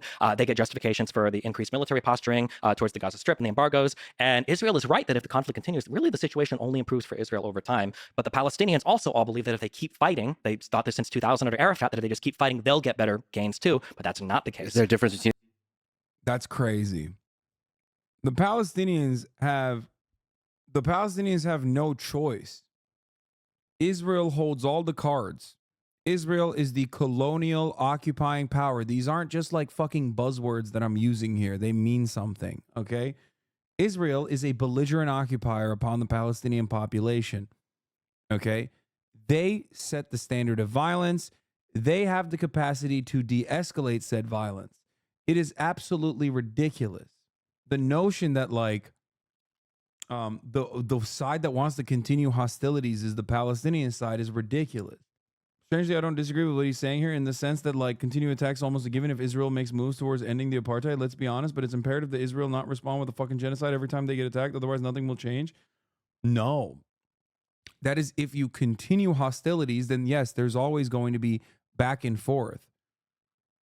There's also another alternative here, which is to completely cease hostilities entirely and end the occupation, which he's not mentioning conveniently. He's making it seem as though there's only one option here, which is Israel just keeps its violent occupation and its apartheid regime upon the Palestinian population. And then, they're just going to take an L every now and then, and some civilians are going to die, which is a ridiculous take to have, especially because there is there 2 months of ceasefire is being negotiated on currently, right? Within the Israeli population or within the Israeli war government and Al-Qassam and all the other Palestinian militancy. Okay? Right now that's happening. Okay, 2 months of cessation of hostilities. Let's see where that goes. We let the Palestinians breathe a little bit. Okay? but the apartheid still continues, and that's still not just, because Israel is going to continue doing shit that they're doing. Israel's going to continue doing the shit that they were doing before October 7. And when that continues, resistance to that will understandably continue. Do you understand? How the fuck did Destiny drop the ball so hard on this topic? I used to think he was at least a little genuine, fucking calling a genocide a conflict and calling the Gazans delusional to stop being genocided. No, I mean, I don't think he gives a shit because, I mean, let's be real. Most Americans don't. Liberal and conservative alike. They're very callous in their indifference to Muslims, Arabs alike. They just don't care. They don't think that these are like real humans with dreams, aspirations. I should clarify. What I mean is that even if Israel ends the apartheid tomorrow, surely there will still be incidents that currently, according to Israeli leadership, would just stoke tensions again and not put a backstop to public support, for example, but they need to power through it and just see the light at the end of the tunnel. Oh, that part is correct. Yes, I do agree. If the reality is there's always going to be militant factions, this is something that I've mentioned as well, but you would have to deal with it through the civil process that you would deal with people otherwise. Yes, even if Israel magically perished the apartheid tomorrow, yes, there would still be hostilities. Of course, there would be probably more hostilities on the psychopathic settler side. I think that the settlers would probably still continue to engage in way, way worse acts of terrorism, but there would definitely be hostilities on the Palestinian side as well, either as a retaliation for the terror that they are withstanding, the continuation of that terror, or hostilities across the board due to, a century of bad blood. Now, having said that, you would have to deal with that in the same way that we deal with like a Timothy McVeigh, right? Through the civil process, in the way that you would deal with domestic terrorism. That's not what Destiny was saying anyway. Destiny was saying Israel needs to just not be as aggro when Palestinians fight back. In Palestinian citizens and the leadership when you say that. So your one-state solution is not viable? Brother, if you think that what I'm saying is not viable, I don't know what to tell you. No. I'm saying that, yes, it is not going to be perfect and magical immediately. That doesn't mean that it wouldn't greatly avoid significantly larger conflict, okay? Because nothing, and I mean nothing, justifies an apartheid regime, okay? Leftists will encourage Palestinians to fight until they're all dead. Liberals will actually think of real solutions to the conflict, but they're the evil ones. Yeah, you're so right, dude. Liberals are thinking of real solutions to the conflict, like saying no red lines for Israel or giving them more dumb bombs to use upon Palestinian children. Pragmatic solutions such as that one. Thank you for the pragmatic solution of helping Israel continue its ethnic cleansing campaign, liberal. It's really cool. I mean, yeah, opening up another front potentially, bombing Yemen. I love the liberal solutions to genocide management, which is let's bomb Yemen too. Fuck it. All people. I love all people around the world. And I think that when we analyze it, yeah, don't forget giving coordinates while saying don't bomb these positions. Yeah. But then Israel bombs them anyway, and they go, oops, well, I told you not to bomb them. Why are you bombing these positions? Whatever. Here, use these bombs next time. issues, I think that we have to be very honest with what the people on the ground think. And the idea that Hamas is just this one-off thing in the Gaza. Oh, for the record, you said, I agree with you. Nothing could justify genocide, but you said there would be hostility. So I asked if it's viable or not. I wanted your opinion. Sorry. What I should have responded with was this. Okay. It's not that like ongoing genocide is unjustifiable. It's this. Acts of terror are there's a high likelihood that acts of terror will continue in the immediate aftermath of the dissolution of the apartheid regime. There's a likelihood, right? There's, I guess, not a lot of historical precedent for it, especially when like you look at post-apartheid South Africa, post-Troubles Ireland. Like the hostilities usually cease when the major occupying power is no longer occupying. But Israel's a little different. It has had a much longer apartheid than all of these other examples. So there's probably additional frustrations that might happen. However, okay, the hostilities that occur in the aftermath of the dissolution of the apartheid in Israel are still going to be marginal in comparison to if Israel were to continue its apartheid and there's a shit ton more terrorism and then more state terrorism as a retaliation to the Palestinian resistance acts. Does that make sense? So, from a utilitarian framework, Israel's cessation of hostilities and the dissolution of the apartheid regime would be infinitely more beneficial in the long term than trying to maintain the apartheid. Even if you don't want to think about it on the pure boundary of like apartheid is completely unacceptable. It is also more pragmatic. Strip is not only incorrect with the situation on the ground, it's also incredibly ahistorical. And the idea that like the Palestinians in the West Bank, of which I believe the most recent polling shows, I want to say 75 to 80% support the October 7th attacks. Palestinians in general want to fight in violent conflict with Israel. That's not just the position of the government. That's not just people. There's a reason why about. Okay, that's crazy. Oh my God. Yes, dude. It's because Israel is doing, would you say that these arguments that the Palestinians should basically stop attacking Israel if they don't want to get glass is comparable to the argument pertaining to police violence? They should just comply if they don't want to get shot, or is that too much of a stretch? No, it's identical. Israel, the way Americans analyze power dynamics is very similar domestically. No, it is identical in that situation, even if maybe even worse than that. But basically lay down and take it is the position.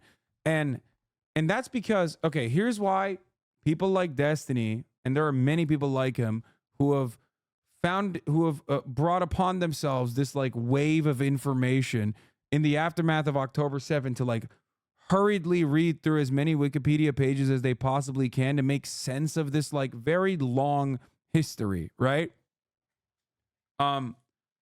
Yeah, if you try to like make sense of the situation by playing catch up in a matter of 2 months, okay, you're not going to have the full scope, especially when you don't have the knowledge, I guess, or even care about what the regular maintenance of Israel looks like when it's not in direct conflict with Gaza, when it's not sieging Gaza. The point is, October 6th, there was a news report, I forget, I think it was like Euromed or something, that wrote a report one day before, I think it was either one day before or a couple days before, that 2023 was the most violent year for Palestinian children. October 6th, before October 7th. That report came out one day before. That's something that a lot of people don't understand, because outside of these sieges, people don't realize that the daily maintenance of Israel's apartheid is backbreaking. It's unimaginable cruelty. The reason why I'm mentioning that is not because like this report triggered something. Obviously, that's not what I'm saying at all. I'm simply stating that like October 6th was already violent for the Palestinians. So was October 5. So was October 4. Every day living under an apartheid regime against a belligerent occupier is always going to be violent. And no, I have not watched Destiny's interview with one of the leading Israeli new historians, Benny Morris, because I like other Israeli new historians that work upon Benny Morris's foundational work and still maintain the position that it was a genocide and it wasn't good, rather than maybe it was a genocide and it was good. Oh, fuck. Maybe I shouldn't have said the Nakba was a genocide. I've made up my mind. I've changed my mind, actually, guys. Please don't look at previous works of mine. Also, fuck anyone that uses the previous investigations that I've conducted. No, I haven't watched their interview. I'm glad that he finally arrived at the Benny Morris equation, though, after months and months of reading Wikipedia pages. Okay? What's wrong with changing your views after learning more? Come on, that's so unimaginably fucking cynical in your approach. Brother, like, that's such a disingenuous way to frame this conversation. Why do you guys always do this? There's a difference between conducting research and literally saying that the outcome of this research is like ethnic is leads to ethnic cleansing, and then turning around and being like, never mind.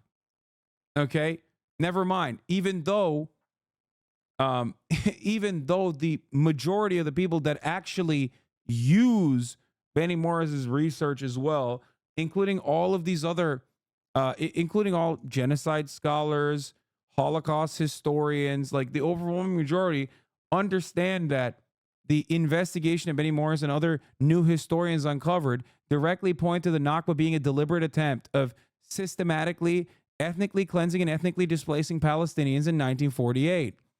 Okay? Seems like he does more research than you. No, you just came in here to say that because you don't know anything about the way I've covered this conflict.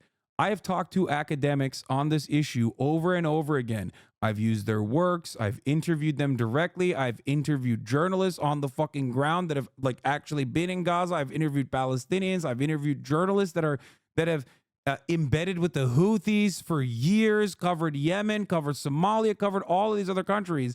I've interviewed Knesset members. I've interviewed conscientious objectors of the Israeli military.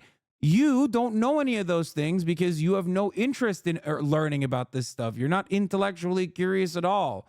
Okay? That's why you sit there and go, I've made up my mind about a guy who said that this kind of the genocide of Palestinians was totally fucking permissible, and then played catch up by cracking open bottles of Adderall and like trying to hurriedly read through motherfucking Wikipedia pages. Okay? And then finally arriving at like a historian that kind of agrees with him and interviewing him. That's not, you're doing post hoc rationalizations for a position that you actually you actually decided on. Yeah, I know. Okay, there you go. That isn't really what Benny Morris says in his work, though. The Nakba was complicated. They did not go into the conflict with intent. Plan D was motivated by military matters, but they were happy to accept how things went and blocked return. It's nuanced. Yeah, got it. Okay, well, they could have just easily allowed people to return, but they didn't. And they kept killing people when people were trying to desperately go back to their homes. So I don't think it's that complicated, to be honest. You slap on the "it's nuanced" sticker. That's why I laugh at people that bring up Benny Morris, because his own like research in the matter directly points to this being bad. The deviation that he has from other new historians, okay, is that he looks at the Nakba, recognizes that it was a planned military action, okay, and then says, but it was kind of valid. That's it. The other guys like Avi Shlaim or Ilan Pape don't think that. They look at it and go, nope, this was pretty valid, actually. Like, this is legitimately an act of ethnic cleansing and ethnic displacement. Sorry, I'm going to go with the guys that think that the Nakba was ethnic cleansing and it wasn't nuanced in the sense that it was totally justifiable. Does that make sense? I hope you understand. D-Man has an interview with Barry Myers just trying to pretend the research he did wasn't discussed and validated is a little silly. Wait, what? It's called post hoc rationalization. If you're a debate lord, you know that, okay? Like, I am very familiar with Benny Morris and have been for quite some time. When I came to the conclusion that a one-state solution was the only viable solution, okay, I didn't arrive at that conclusion just, on my own without ever like thinking about it. You know what I mean? Without ever doing any reading. That's the difference. Sounds like you're mad. I'm not. I'm a little sad because so many of you are in here refusing to see the point. Also, there's a reason why your intellectual daddy right now is not looking too good in this conversation with Ben Shapiro, and it's not turning into a debate, but instead a suckfest of epic proportions. Yeah, Benny Morris is a part of the Israeli New Historians, the first prominent group of scholars in Israel that investigated the atrocities of the foundation and the answer and the earlier war. But Morris is somewhat of a turncoat After the second intifada, he kind of turned to a position of violence was actually good and necessary. Those Palestinians are animals. I don't want to go that far, but yeah. His position is more nuanced, that the Nakba was, it happened, but also it was good. If you want to see how Benny Morris fell, look at this article he wrote in 2022. The Israeli-Palestinian conflict isn't about race. A new Amnesty International report charging Israel with apartheid applies the wrong lens to a struggle between nations. Oh my Lord.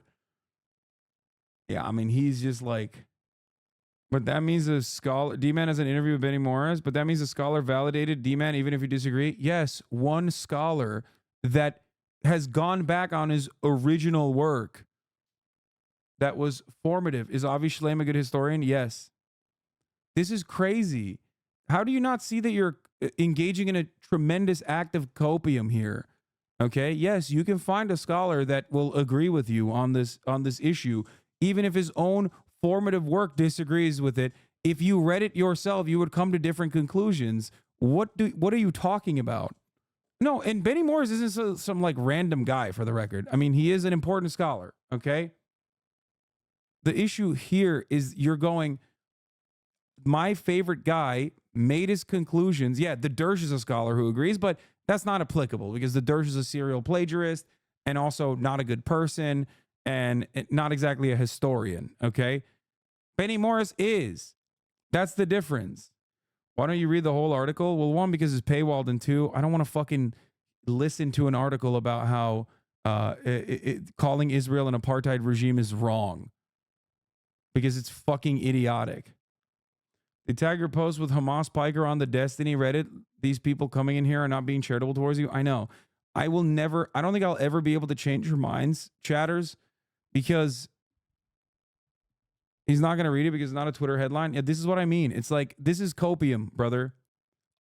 This is one issue that I can tell you with all sincerity that I know a lot more of than, like I said, your intellectual idol here who is sucking Ben Shapiro's cock aggressively because they agree full tilt. That's it. And you can sit here and be like, oh, he's reading Wikipedia. It's called research. Look it up.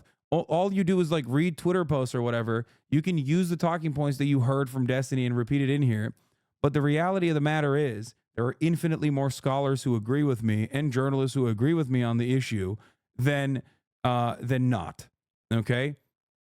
The fact of the matter is, for all intents and purposes, every single fucking organization on the ground agrees with me on this issue as well, because it's correct. Israel is an apartheid state, no matter how hard you act like that's not the reality. Okay? It's funny to be like, oh, he just reads tweets, when the tweets I'm reading are literally directly from journalists. Okay? Every now and then, maybe not so much, but the overwhelming majority. Most historians disagree with you, actually. That is 1000% incorrect. It feels really weird because this is an issue that I've written about and covered for the past 10 fucking years and I'm fairly knowledgeable on.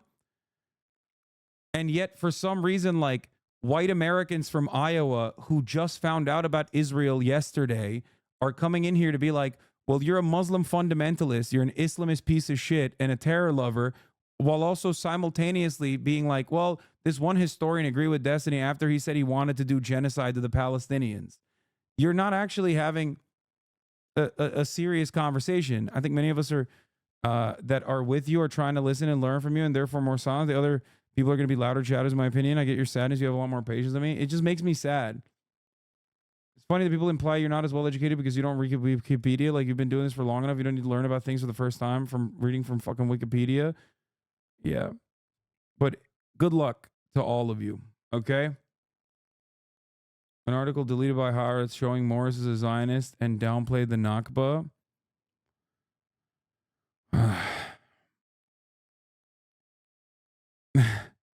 Why would he read an article when it wouldn't change his position anyway? Some people are just fundamentally against illegal occupation and genocide.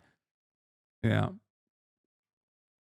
Anyway, I'm done for tonight. I hope that you guys can be a little bit more charitable. To be clear, Morris' D-Man combo wasn't about justifying genocide. It went through a lot of historical events, facts of the matter, as well as modern policy. It's worth watching regardless. I'd also be interested to see some of your writings.